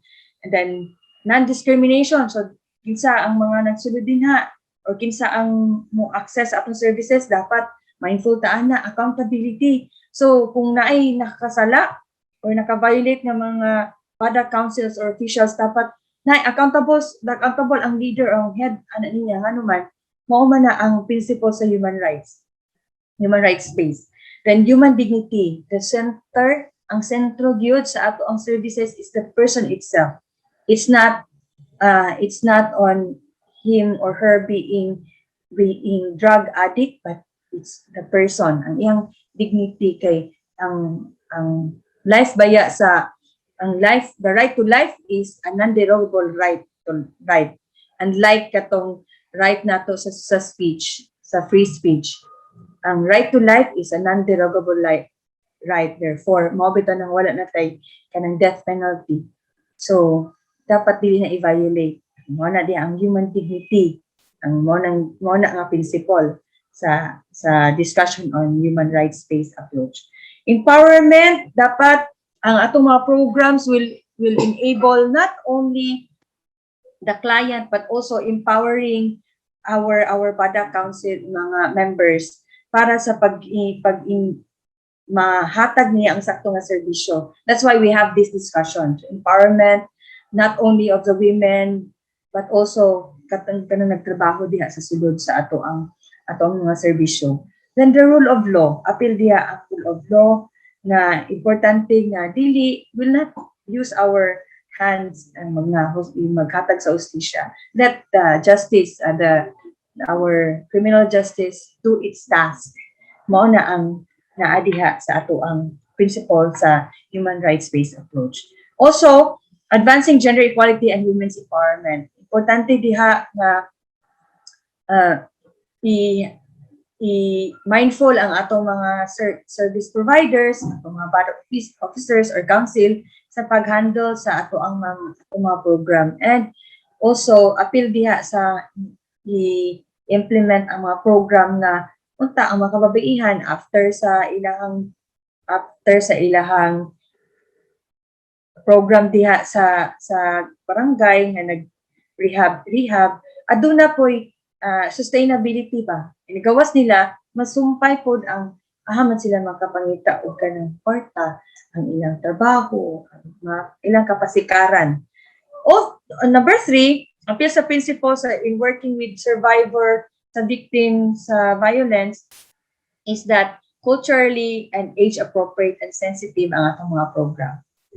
Number 4, victim survivor centered approach. Again, ang principle nato nga atong dumduman is on the human dignity of the person. So, sa di ang tao, if ikaw may how would you like to be taken care of if you are that person? If ikaw ang PWUD, how do you want us to serve you or to give you services? So kana ato ang tan-awon. Then safety, of course, if at least na gyud ang tao or ang atong client, dapat kana atong tan-awon gyud pag-ayo para magprotektahan po nato ang iyang pagkatao, and then ensure perpetrator accountability. These are 6 important principles of working with victim survivors of violence. So again, ibalik lang nako ang giingon ni Attorney Ton kaganina that human rights-based approach speaks of the primary responsibility of the state, and that the state should exercise due diligence. So due diligence na dapat yung tarungon niya nga walay malapasan o maghatag pud og mas dako nga pagtan-aw sa usa ka tawo, especially with respect to prevention, protection, prosecution, and punishment in cases of violence against women and girls. Also, the gender-based violence is a human rights violation. So, because again, atong idumduman na way back, dili pa gyud inana ang pagtagad sa mga kababaihan kung maghiskot ta about mga laws, about opportunities sa una nga panahon.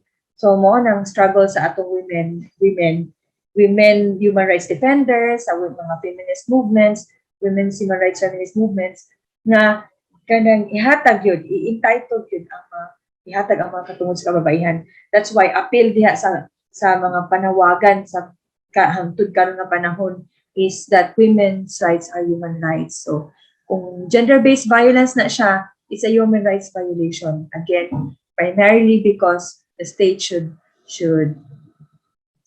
ensure na maprotektahan niya. So kung dili maprotektahan sa state ang katungod sa mga kababaihan o mga bata nga babae or the LGBTQI, then that's a that comprises a human rights violation. So also, ang BADAC is a state representative, and it has a state obligation and an agent sa state na ay obligation. So dapat natay primary responsibility to ensure na safe, protected or ma-prosecute pod ang mga nakalapas sa mga violation sa drugs. So, ikaduha, we also have to talk about the gender equality in this environment. Appeal diha ang gender inequality and discrimination recognized as root causes and consequences of GBV. And that, of course, the services must promote the women's agency where women and girls are entitled to make their own decisions. So, importante, like for example, sa ang opisina, na aming client din everyday, mag-anhi siya. What we usually do is, dili siya butan sa iyaha nga gusto. Among kuan ipaistorya siya sa iyang sa iyaha, and then after that ang among buhaton is to also present to her options. Options according sa balaod. Like for example, when we talk about cases of violence against women and children, we'll have to provide her with options. Kung mauni, kaysa based on your situation, mauni ang hitabo, then pwede ni mo buhaton ni, tagaan mo siya options.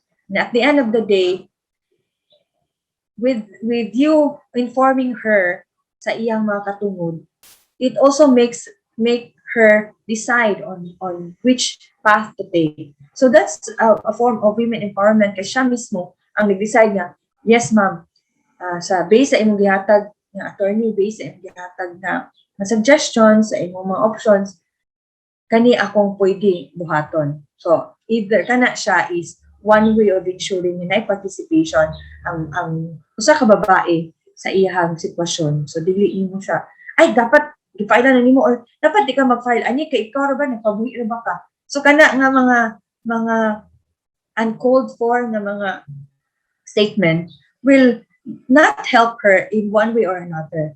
Instead, provide her with options and then let her decide on which path or which options she will take. That's precisely women empowerment aspect or ensuring and naapod siya mo participate sa decision making. Diba? So that's how empowering gender is. Dili siya buotan, buotan lang nimo. Also, that our quality services must respond to the individual circumstances and life experiences of the victim survivor.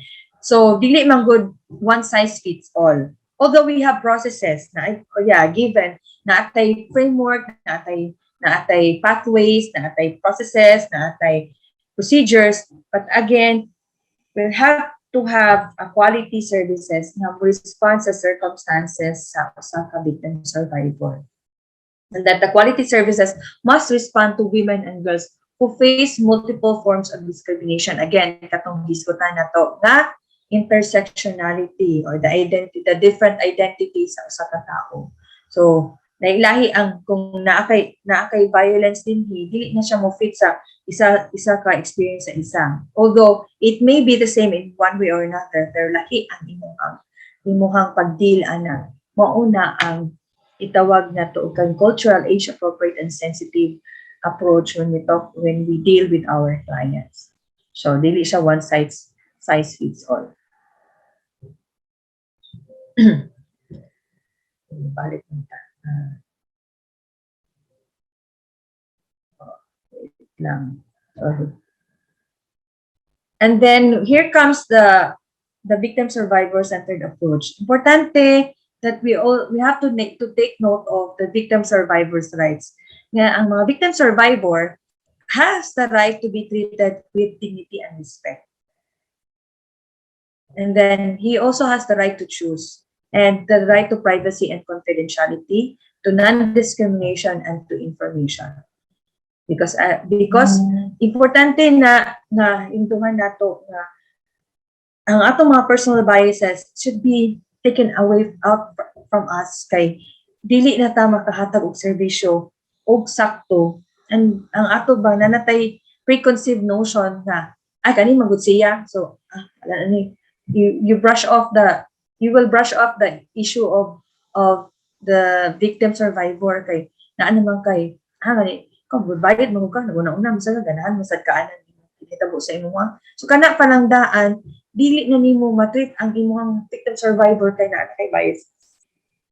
So, unsa man the impact, kasagaran ni impact sa, negative impact sa kana nga mga, kung dili, victim survivor centered approach ang imuhang buhaton. Kasagaran, imong victim blaming attitudes, ang feeling powerless ang mga client, the shame and stigma will result to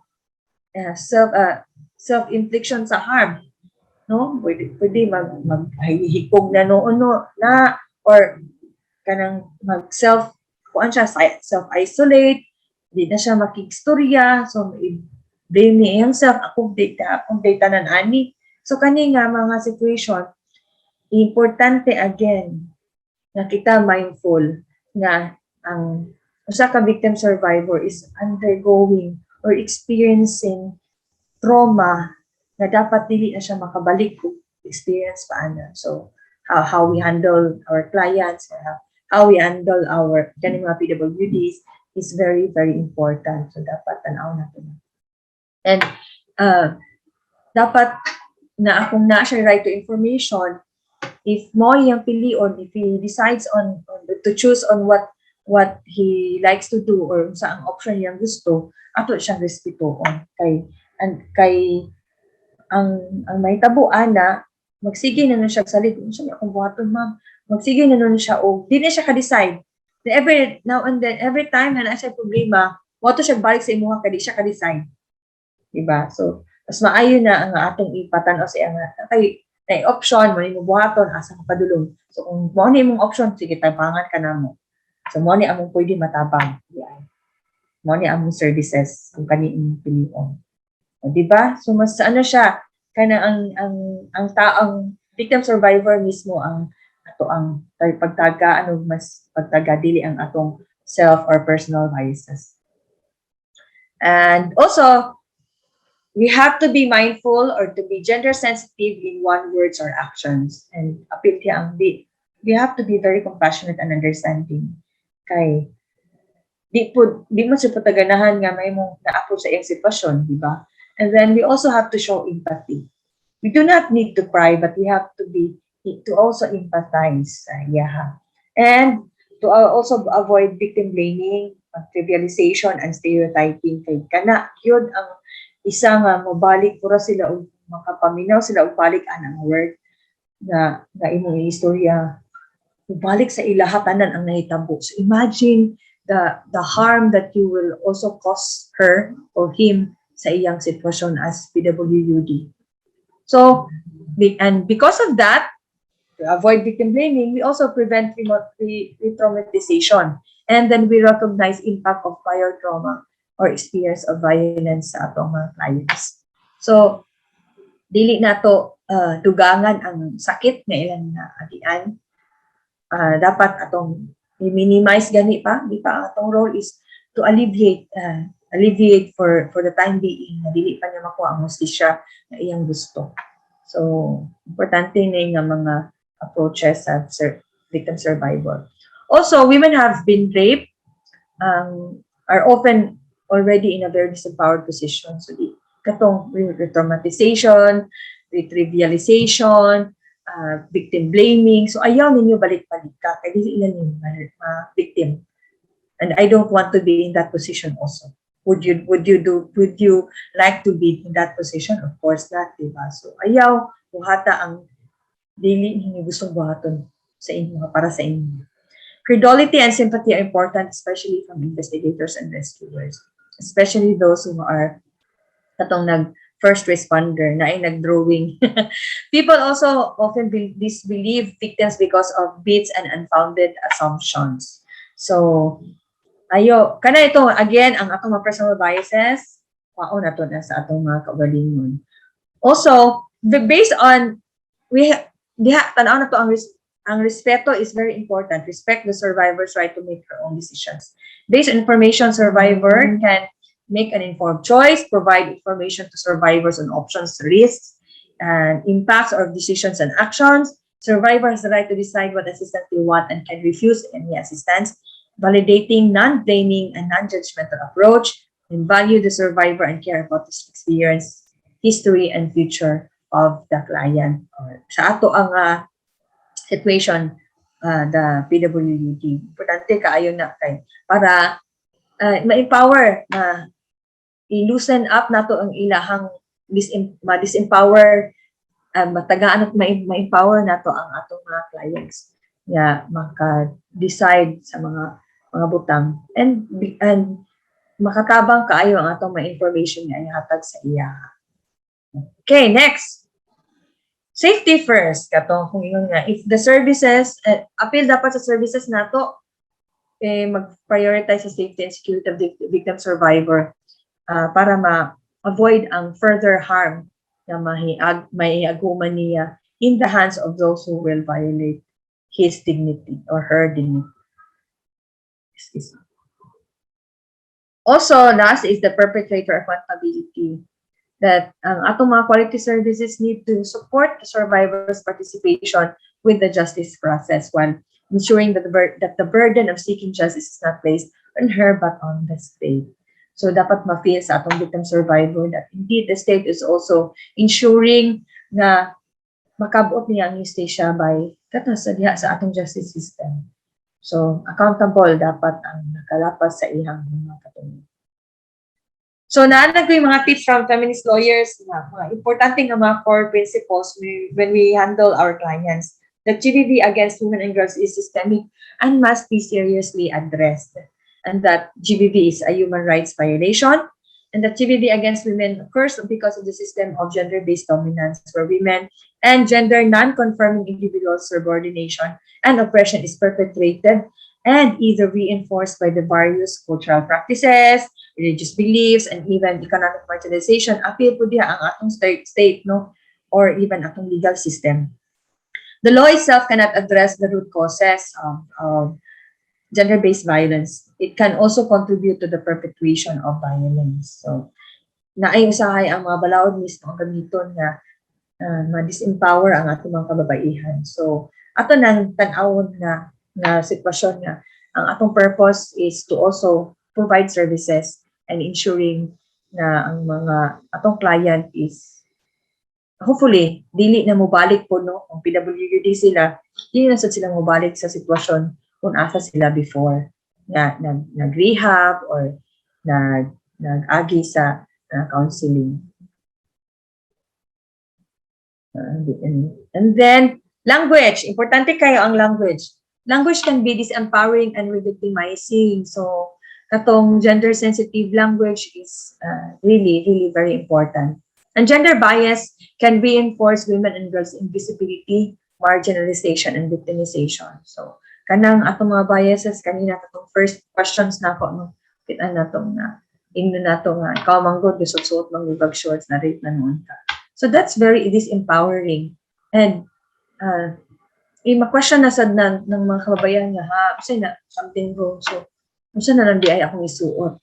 Kay, in fact, ang gender-based violence na amang galing na rape na mga bata nga 5 months old, wala man siya gibuhat sa iyang kagalingon. Anong gihilaptan man ang bata? Or, in fact, a security officer was also raped by his superior na nagsuot siya sa uniform. So, dili, actually, it's not even on the way we dress up or women dress up, but it's in the person itself na perpetuates sa isa ka crime or isa ka violent na sitwasyon. Legal language is powerful. It defines power to exclude and include. So, if you use this kanang mga language or legal language na dapat i-explain mo na siya. Unsa di pasabot aning empowerment, unsa di pasabot aning res judicata. Na mga inana nga mga sitwasyon, unsa di pasabot sa request kat impache amen. Lapin man din na siya. Ang language nga dili makasabot in client. So for us BADAC officers or council members, we have to be mindful na kung naay mga terms na dili ikaw rin nakasabot, dapat i-explain mo na in a very basic para makasabot atong client. So it is important that language is respectful, gender fair, free from gender stereotypes and myths, and empowering for girls and gender non-conforming individuals. So, appeal gyud ang language aside sa kitawag nato og daay mga barriers no aside sa kanang barriers na in fact karon lisod kaayo nga matong mga opisina. So kana palang daan nga paglisod na ka og ato sa mga opisina o istorya sa imong kaagi kana disempowering na kay na, and that's a physical barrier na mo'y kaingnan nga dili na lang moduol ang mga tao sa atong mga opisina tungod aning na mga sitwasyon. So let's not add up another barrier sa pag-access sa atong mga services, and language is also one. So I think I will end up my discussion in one of the statement that the Women's Legal and Human Rights Bureau has shared with us. in addressing rape in the legal system. And it also applies to us in the BADAC Council, that the task of rebuilding the life of a victim, appeal diha ang atong mga PWUD, starts from the time she comes forward to seek help from a service provider or members of the criminal justice system. It is imperative that as service providers, we significantly contribute to the healing process of the victim survivor and not make it more difficult or traumatizing to them. So again, I am ending up my sharing in ensuring that we all practice what we have learned this morning and what I have shared and Attorney Tonton has shared with you, to ensure that our services will be as gender friendly, as gender sensitive, and as human rights lens sensitive ng mga approaches na atong mahibalaan. Good day and maayong buntag sa tanang hinaot na naasad ko na nakuha sa akong share. Thank you.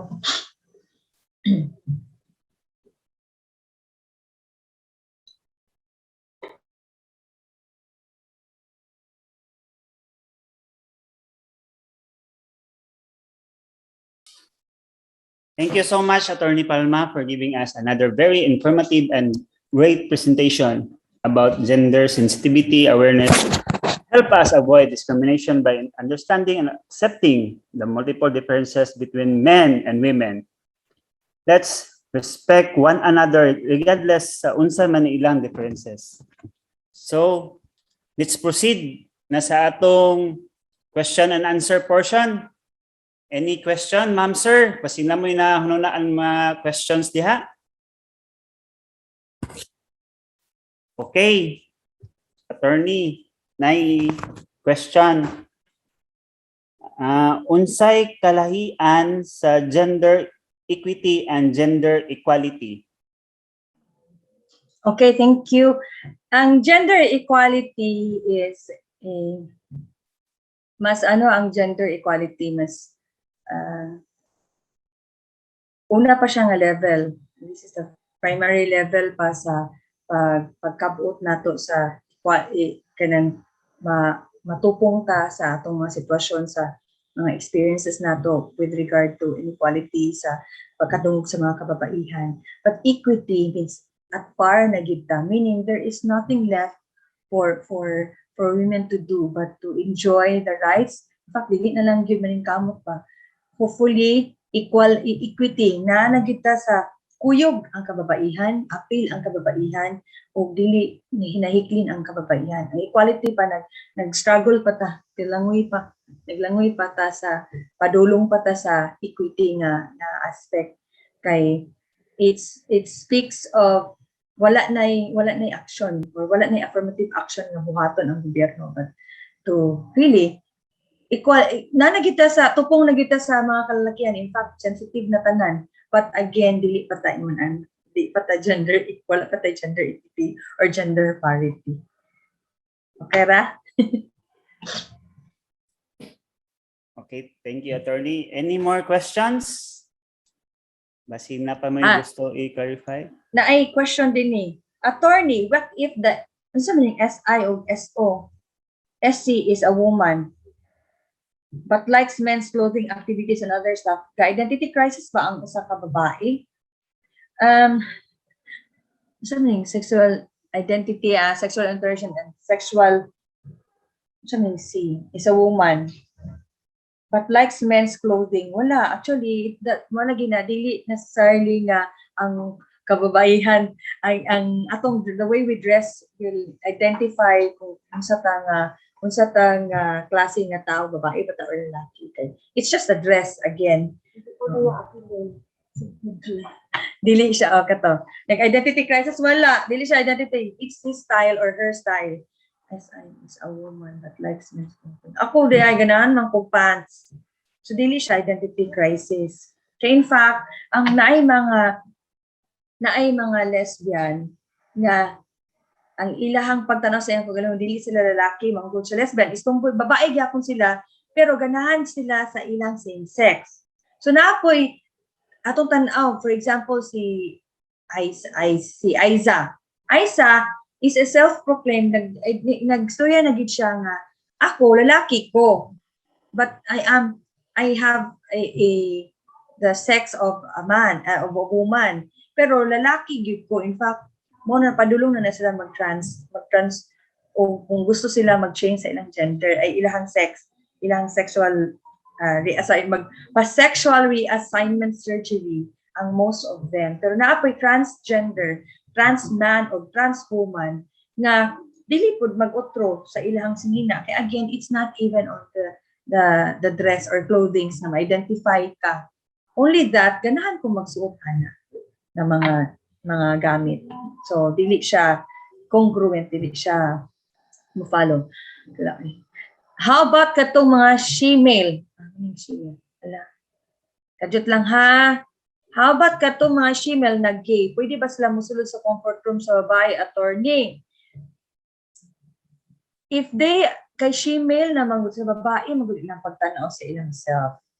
Pwede gid sila pasudlon. Good.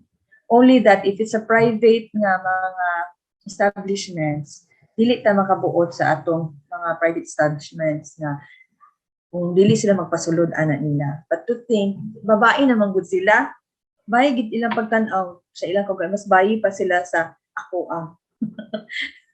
In fact, sa Quezon City, they have, para na magyuban nga dili feel safe, like for example, na sa religion, na ay mga religious sector na di sila ganahan nga makakuyog na kay feeling nila kay murag naharasad sila. So what the Quezon City did ay naa sila kuan katong CR para sa mga atong mga LGBTQI or katong gusto nga naa sa lain nga dili sa male ug female katong isa nga CR atong comfort room. In fact, in the airport naasad, so I tried kay na ay CR for male ug female. Dito gyud ko sa katong CR na kuan. Tingnan dili man nga pwede naman tong bisig kinsa. Kay ang CR dili man siya magmatter kung babae o lalaki ang sulod diha. In fact, sa balay babae, lalaki na man dito, no? Kita lang may nagbuot nga na ay female o male CR sa kuan sa mga establishments or uban nga mga institutions. Okay. Any more questions? Okay. Wala na. Thank you, Attorney Palma. Thank you. Allow me to present this certificate of citation in recognition to our speaker. We would like to honor Attorney Filipina C. Palma with a certificate of appreciation for sharing with us her time, knowledge, and insight. Certificate of appreciation. This will certify Attorney Filipina C. Palma for sharing her time, knowledge, and insight as a guest speaker during the celebration of Drug Abuse Prevention and Control Month 2021. Signed, Honorable Romeo B. Calizo, CADAC Co-Chairman, and Honorable Oscar S. Moreno, City Mayor. Thank you. Daghan kayong salamat, Attorney Filipina C. Palma. Thank you. Maayong buntag.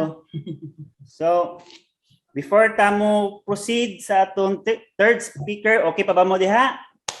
We'd like to acknowledge the presence sa tanan barangay nag-participate o kaning sa other institution. Thank you kayo. So proceed na ta sa atong third speaker.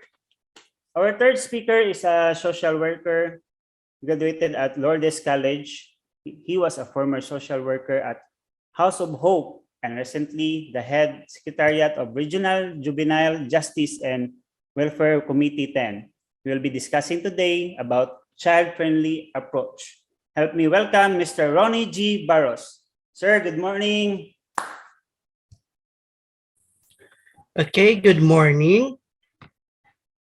Gakadungga na ba ko? Yes, sir. Am I audible? So Yes, dili sir, yes. na lang ko mag-open sa akong cam kay mura siya o kuan. mova siya og ano I'll kuan lang i-open lang ako kadyot but then I'll kuan para makasave ko sa akong bandwidth kay mura siya og kanang hinay ang akong signal. So, gakakita na ba sir ang akong ang akong slide? Hello sir, makita ba ang akong wala pa, presentation? sir. Wala pa, sir. Oh, yes, sir. Oh, kana, sir. Na. Okay na, sir. Na. Okay. So, kana siya, sir, visible na ba ang akong presentation? Hello po, sir. Visible ba ang akong presentation po? Yes, sir. Okay na, sir. Kita kayo. Okay. Sige po. Sige, salamat kaayo. So, maayong buntag sa tanan. Ako si Ronnie Barros, again, ang RJJWC Regional Office, Regional Secretariat sa Region Jess. Bago ko magpadayon sa akong mubo kayong discussion for today, allow me to thank Ms. Rysel Discalyar for inviting me also in this forum and sa atong Oro Wellness, no? Tibok nato nga Oro Wellness. Ang akong pagtahod sa tanan natong mga kadak ug badak focal sa Cagayan de Oro City, sa atong halangdon nga mayong maayong buntag sa tanan. So kaganiha ang duha nato ka speaker medyo maano ko kay pareho sila mga abogado. I'll try to na lang sa kuan ang ako nga imubo na ako pag-ayo kay basin makasuhan ko niya ako. Anyways, ang akong i-discuss sa inyo this morning is about the Dangerous Drugs Board Regulation number 6 or ang atong gianggaan nga katong atong handling protocol sa minor who are when handling child or minor allegedly involved in dangerous drugs. So the slides came from sa among national office. So kuan na lang ni siya kanang gi-shorten nako pag-ayo. So diha sa pagsugod nato sa atong war on drugs, no? Daghan kaayo ang mga regulation, daghang kaayo ang mga kamanduan nga gipakanaog gikan sa ato sa kauluhan hangtod dinhi sa atong mga lokal on handling no sa atong mga PWOODs. But then again, motong atong nakit-an nga mga ug nalimtan nato ang unsa tuod kung naay mga bata nga involved no sa paggamit sa ginadili nga droga. That is why ang Dangerous Drugs Board nagahimo ug nag-come up ni ana sa board regulation. So sa pag-come up ni ani is well participated siya sa tanan nato nga mga ahensya when in fact ang atong LGU sa Cagayan de Oro together with our sa City Health nato ug ni Ma'am Rice Discalyar o usa sila sa instrument nga na-come up nato ni ang atong usa sila sa nag-develop no including that the protocol no sa atong para sa minor. So daghang kaayong salamat sa imong participation Ma'am Rysel Discalyar para ni ani tanan. So ang kini siya nga protocol will apply to the handling of any child who comes into contact with any person in authority as a result of or in connection with the anti-illegal drugs campaign initiated either by the national government or any of the local government units. So, gipaklaro dinhi kung unsay role sa BADAC, no? Ang pinaka-role gid sa BADAC is assistance during the conduct of anti-drug operation. So, before going further no sa atong protocol, kinahanglan ato sang i-identify kung kinsa kini mga mga kabataan nato, no? Dili tanan nga mga bata nga nahilambigit diha sa paggamit sa illegal nga droga are considered or is considered as CICL. So kana importante kaayo coming from the BADAC nga will burst kita sa a child at risk or bata nga nabutang sa risgo ug kanus as siya mamahimong child in conflict with the law. Unahon nato ang child at risk. Ang child at risk, particular sa kining protocol nato sa Dangerous Drugs Board Regulation number 6, ang child at risk, mao kini sila ang mga kabataan nga nagsubmitar or surrenders of person in authority in connection with the anti-illegal drug campaign of the government for allegedly use at mga kabataan nga nag-surrender diha sa atong uplan tukhang. So mauni sila kung nag-surrender sila diha sa atong uplan tukhang unya mga minor, considered sila as child at risk. Subot ipasabot ang tratamento nila that includes the initial contact to the recording is separate and lahi kaayo kaysa CICL.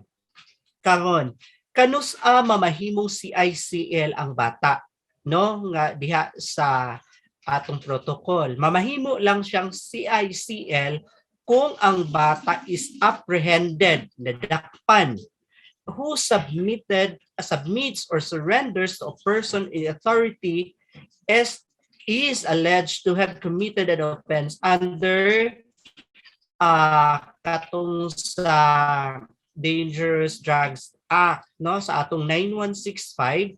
For example, nadakpan siya nga nagamit or courier of illegal drugs o wala kay nag-surrender lang siya solely because of the use of illegal drugs. So naay operation, no, nga nadakpan siya nga wala siya solely mo submit. So mahulog siya nga CICL. So lahi ang tratamento niya kung CICL na siya kaysa CAR lang. Hinaot unta nga ato ning ma-differentiate ang kining CAR from CICL in terms of drug use. Kay posible nga kung imuha kining ma-interchange, posible nga mamahimong lahi pod ang tratamento or the program nga agian sa bata.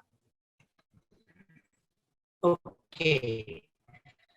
So, unsa man kung child at risk siya, unsa bay dapat nato buhaton? Una, ginaingon nato, dili kita no as a general rule, dili kita pwede mag-interview any minor for that matter kung pananglitan walay ginikanan or the presence of LSWDO. So kung naa ang ginikanan or naa ang guardian, ang buhaton is to ask them to the submission and surrender for conduct of screening and assessment of the child, for dangerous drugs evaluation of the child, and for treatment and care.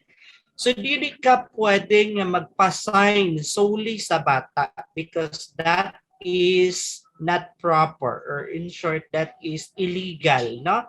Possibly ta mag-face og kanang mga consequence under 9344 kung atong pagabuhaton. So naatay separate and lengthy discussion with regards to the protocol gyud ni Annie. So kana lang siya, and then reminder, talk to the child in order to obtain child's personal circumstance, the use of CAR intake form. So naatay mga intake form, mga kaigsuunan ko, no? Naatay intake form separate for this para sa CAR and CICL. Naanato kana makita sa atong barangay protocol in handling CAR and CICL. Kung wala kita ni ana, pwede kita mangayo sa atong CSWDO or even makakandak kita og further training for the barangays when it comes to kining mga gamit or mga tools nga atong ginagamit, even the protocols nga atong ginasunod. So ang atong importante dayon nga steps nga atong kuanon is i-inform ang BADAC or of the submission of the surrender. So along this protocol, kinahanglan gyud nga naa ang ginikanan. Kung wala ang ginikanan, kinahanglan naa gyud somebody nga mo tindog para sa bata from the very beginning, no? Gikan sa pag-surrender, kung nag-surrender siya, or even during apprehension. Na dili ka further naalang tay initial contact as to initial information, but the interview cannot take place or will not take place without the presence of the parents, guardian, or the social worker. Okay? So, kung ang bata under sa atong operation ay nahimo na gid siyang child in conflict with the law, na atay pinasahi nga proseso under 9344. So ang giingon dito kung pananglitan ang bata is kanang nakasala sa laod under 9344, kinahanglan i-refer na gid siya sa LSWD or sa local nga Social Welfare and Development Office para sa screening process. The process of handling CICL depends on factors such as age of the child and nature of the offense. Even in 9165, sa atong balaod 9165, na ay mga sections nga atong kinahanglan tan-awon in determining the kanang possible nga criminal liability and the offense of the minor and the imposable penalty. Magkalahi kung pananglitan section 11 or section 5 or kining duha ka section, lahi-lahi ang iyang imposable penalty. So mag-differ siya sa unya tratamento sa bata, even ang iyahang referral later on. In consideration of such, process may include assessment of discernment, pagahimuon ni social worker, conduct of diversion, kung pwede siya ang diversion, pwede sa level ni barangay, diversion sa level ni police, ug diversion level sa atong korte, sa atong prosecutor. Pero naatay special nga kining paglantaw sa mga kaso nga walay private complainant. For example, ang atong drugs, they are considered victimless crime. So, kung pananglitan ang salaod nga na-commit sa bata is drugs, they are considered victimless crime. Bisan pa og si PNP or si barangay ang mag-file sa case, dili sila direct nga victims. So, ang giingon dito kung ang offense, ang imposable penalty is below 6 years, ang iyahang imposable penalty, unya victimless crime siya, ang maghimo sa iyahang diversion program is the local social welfare and development office. It is not the barangay who will do the diversion program. Pero kung community-based intervention, mas siya appropriate nga si LSWDO ang maghimo. But then kung atong tan-aw, especially later on sa atong mga drug use, kung severe ang ilahang kuana sa evaluation, pwede na siya nga community center-based intervention, among others. Pwede siya nga dito sa atong bahay pag-asa or sa atong treatment care and rehabilitation center sa Region 10. So diha sa atong usa sa process sa pag-identify nato sa iyahang level sa iyahang dependency is the screening process. sa matag LGU na ay gitugutan or na ay mga taong kining qualified or katong gitagaan og pagtugot sa train sa DOH on the conduct of katong assist tool kung gikinahanglan, but then mag-ingon ta og DDE decision. So kana siya ang kalainan. So I will not go deeper on this matter, no? So gikuan dinhi ato lang tan-awon kung moderate, high risk ang iya or high risk kung madawat na sa LSWDO ang maong resulta, no, kuan na dayon convene ang multidisciplinary team within 5 working days and i-review nila ang result, ang case file of the child and relevant documents o apil ang case study report sa kuan sa bata, and then the multidisciplinary team, no, the CADAC, no, ang team nga focus sa children magdetermine na dayon sa treatment and care program for the child. Okay, so unsa ba ang treatment, care and rehabilitation program para sa bata? So naatay mga nagkadaiya, I will not go further sa atong mga administrative and katong atong mga gipakanaog ng mga previous nga kuan as to treatment and care program. So naatay sa mild, moderate, and severe. So ang role sa BADAC is the rehabilitation and monitor. Bisag asa siya ang iyang treatment care, may it be sa center sa LS, kinahanglan si BADAC is an active nga part sa multidisciplinary team. So along treatment and care program, the program may be given prior to or simultaneous with the intervention program or diversion program. So ang program, for example, center-based, no? Ang center-based nga program is separate from the diversion program nga pag-aagian sa bata o sa iyang ginikanan. Ang diversion program, again, is not dili siya silot, no, para sa bata, but then ang aim sa diversion program is to change the behavior of the child, no, from kung naa siya drug use, ang behavior niya is kinahanglan i-correct, mauday main nga kuan kanang panglantaw sa diversion. So dili lang kay diversion program, apil ang iyahang parents ug ang community na agi sila mga tulubagon. If the child with substance use disorder, ang CICL is required to be placed under a center-based intervention. For example, sa atong TRC or other appropriate nga mga centers.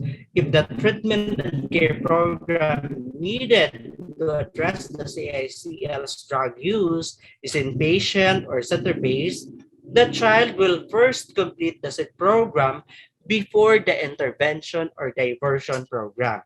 So lahi ang iyahang center-based nga program kaysa diversion program. So pwede is-simultaneous or kung gikinahanglan gyud nga medyo severe ang pagtan-aw sa pag-address sa iyahang drug dependency, unahon gyud ang treatment and care program niya nga center-based ay padayon mosunod ang diversion program sa usa ka minor. So gipanawagan or mandato, no, it's a tall order for all of us na sa ato sa mga stakeholders nga adunay sa mga bata, dunay kaakuhan o responsibilidad, no? Ang pinakakuan niya is privacy and confidentiality at any stage. So remember that, no? Kung naay mga bata nga naa sa tukhang or whatever, remember privacy and confidentiality at any stage. all records are privileged and confidential. No? Privileged and confidential. Under 9344 as amended by 10630 na alay pipila ka taong gitugutan nga pwede mo tan-aw sa ilahang records, no, the intake form, and to include the registry or the logbook. Ano, dili nimo siya pwede nga i-logbook sa nagkalain-lain lang nga logbook na ay particular logbook for car and for CICL. Undertake all measures to protect the identity of the child.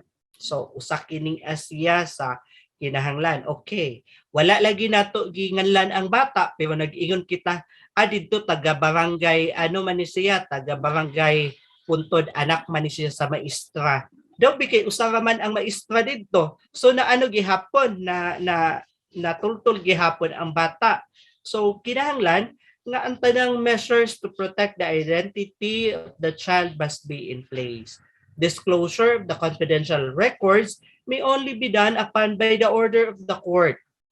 Again, ang records are privileged and confidential. So kung naay magkuan sa record, naabay order from the court. For example, allowed ba si PDEA, allowed ba si PNP to kanang magtan-aw sa mga records or mga ngalan.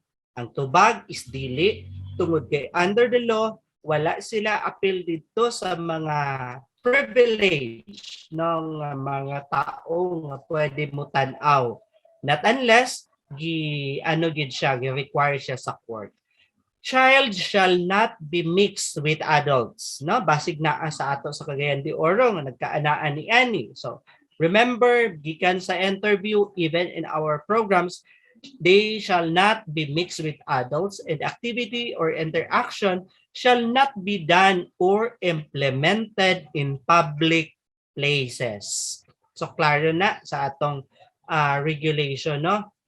Nga dili siya paggahimuon ang tanang activity nga naay bata in public place. Okay.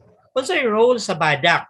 Pinaka-role ni BADAC muna is to remove the name of the minor from the list of drug personalities under Operation Tukhang sa atong mga barangay drug clearing operations. Naagid siya dapat separate nga list of children. Member of the multidisciplinary team for the treatment and care program of the minor. Kinahanglan na ay lahi, no? Kung na ay BADAC na to, naagid to'y trained, no, ang mga tao in the BADAC or in the CADAC for the treatment and care program of the minor, and then community-based treatment programs and aftercare and integration programs must also be considered. So, kana siya. Ang atong program or ang atong Balaod 9344 as amended by 10630 nagpalibot kini siya sa prinsipyo sa restorative justice, no? Dili lang kay rehabilitation of the minor involved in the use of illegal drugs, but the principle of restorative justice. Unsa ba ang restorative justice, no? Klaro kaayo from the root word nga restorative, to restore. To restore di kato ba ang bata prior sa drugs, prior sa salaod nga nahimo. Justice. Unsa ba ang justice? Na ako'y favorite kaayo nga quote about what true justice is. Nag-ingon siya nga ang tinuod nga hustisya is kung ang crime daw, ang crime hurts, justice should heal. No? If crime hurt, justice should heal. Sa Bisaya pa, kung ang krimen nakapasakit or nakapadaot, ang tinuod nga hustisya dapat mag-alim niini. So, kana siya ang atong tan-awon in relation sa atong implementation sa program, especially for children. And I would like to end my with a quote, no, from an African proverb, no, kay kung naaga ni bata nga makasala, direkta ra gyud ta mo ingon, ang ginikanan ni ana, ang ginikanan ra gyud ang naay sala or siya ang naay dakong factors nga nakasala ang bata. Pero atong tan-aw no, bisag sa atong mga balaod sa Pilipinas, PD 603 1974 nag-ingon dito nga if the parents cannot fulfill no their obligation as parents, responsibility, it is the state who will take over of that responsibility. So kinsa ba ang estado? So kita nga naa sa barangay. Ikaduha, ang African proverb nga nag-ingon, no? Nga klaro kaayo sa iyang pag-ingon, it takes a village to raise a child. So kabahin kita ni ana, dili lang kay sige ni kanan. With this, daghan kaayong salamat ug maayong udto sa tanan. Thank you. Daghang kaayong salamat, sir. Thank you so much, Mr. Ronnie G. Barros, for enriching our knowledge and friendly approach. Once again, I would like to request everyone to give our speaker a virtual round of applause. Okay. Question and answer. Anyone? Na ba tayo question about or clarification about child-friendly approach?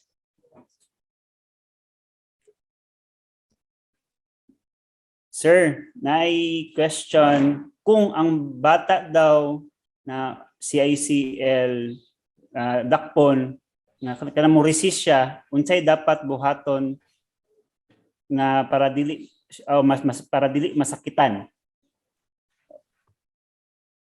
Okay. Yes po. Maayo kaayo nga pangutana, sir. Salamat kaayo. So, ang bata is sa apprehension sa minor, doon na kay tayo nakalatag under 9444 no during sa arrest sa atong minor. Kung ang bata mo resist siya, doon na kitay mga ginadili nga pagabuhaton. Una, hisgutan nato bawal ang torture. Ikaduha, bawal ang paggamit sa any force or restraint, no? Dili siya pwede pusasan ang usa ka bata.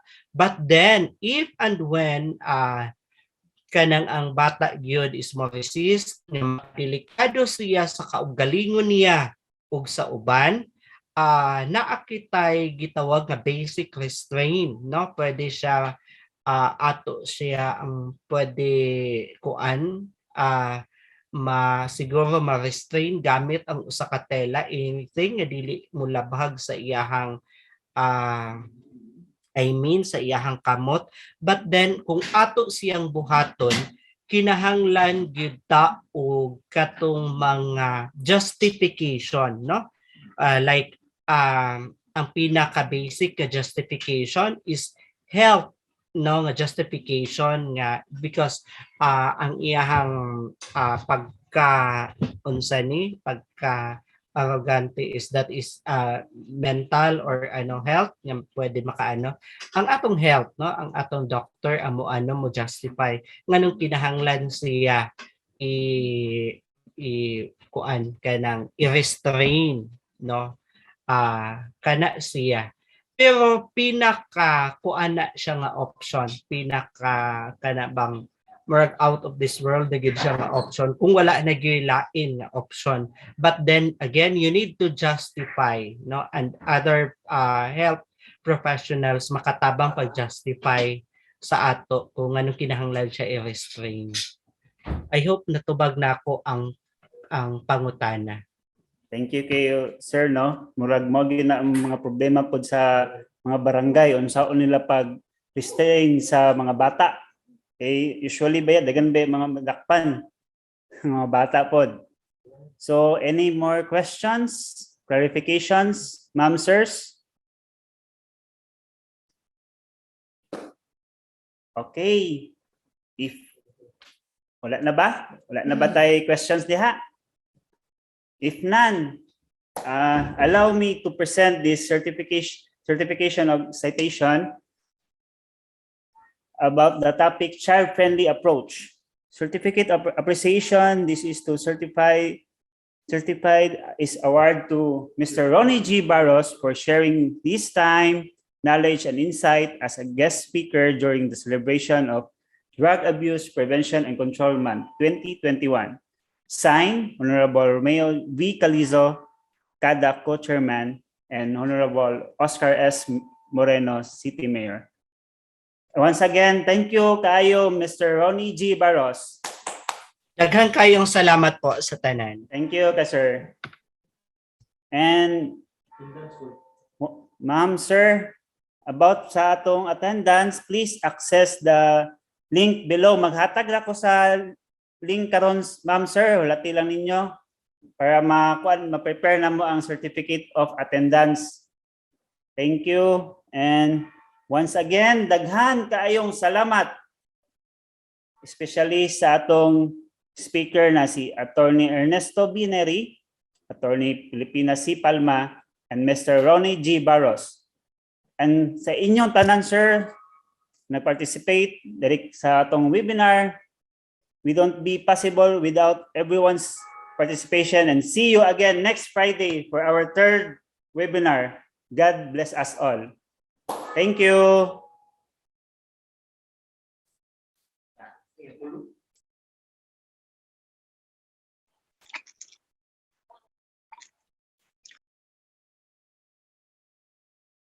I'm fine. But when I taste the key.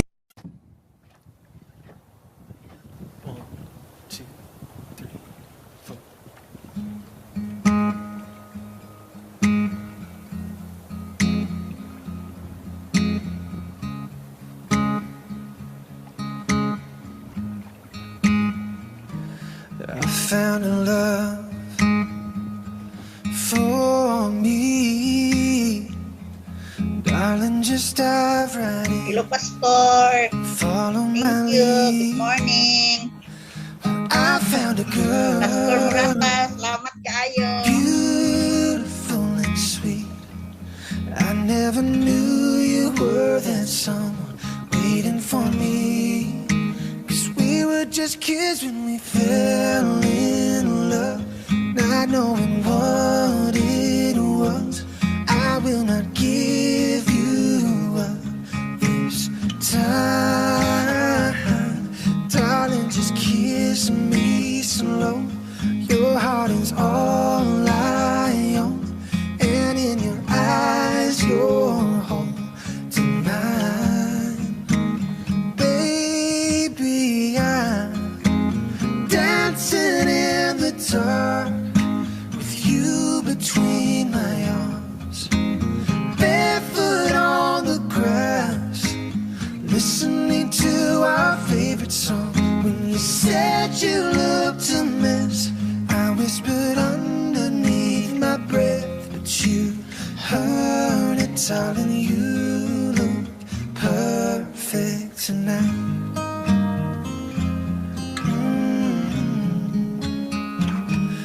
I found a woman stronger than anyone I know.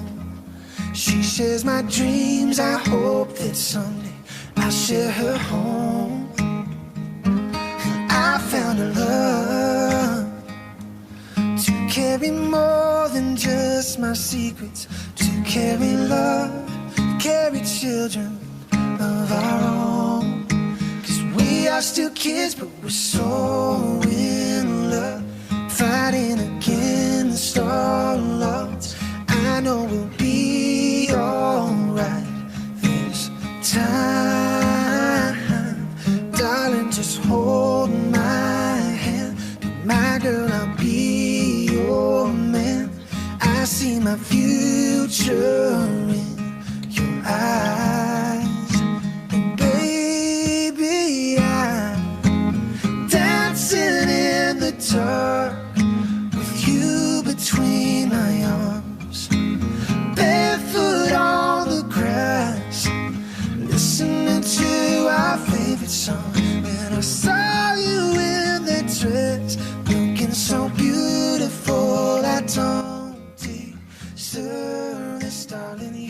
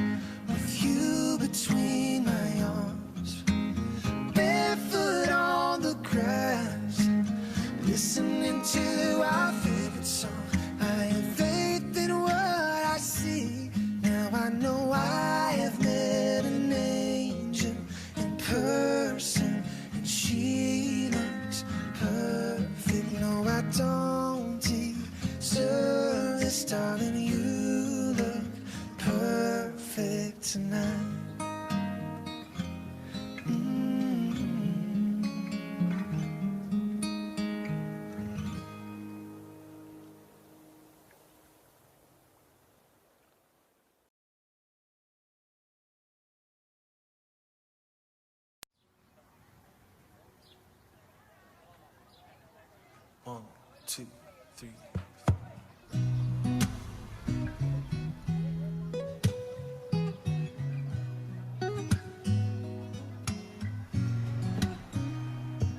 Sometimes in our lives, we all have pain and we all have sorrow. But if we are wise, we know that there's always tomorrow.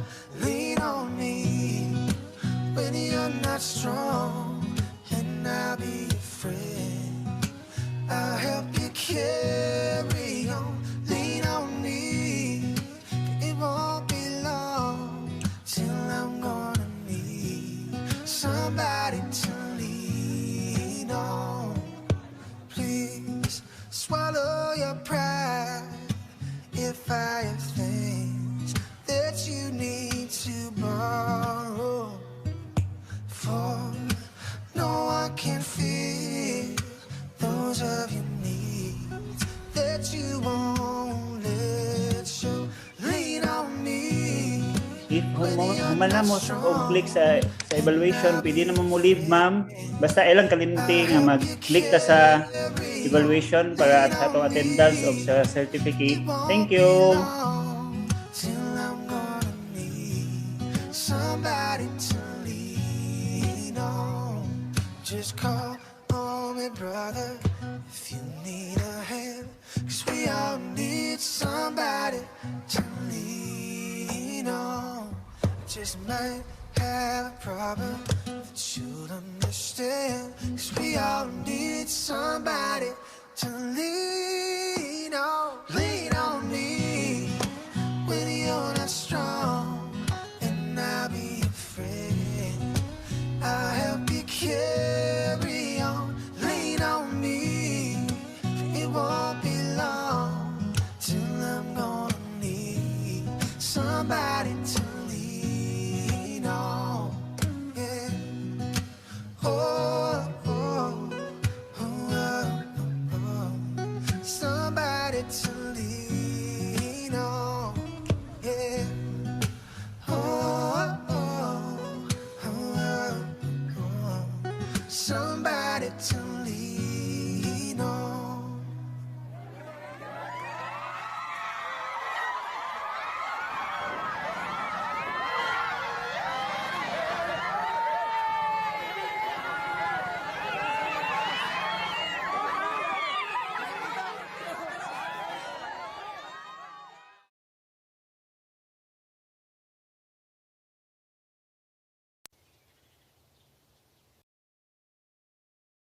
One, two.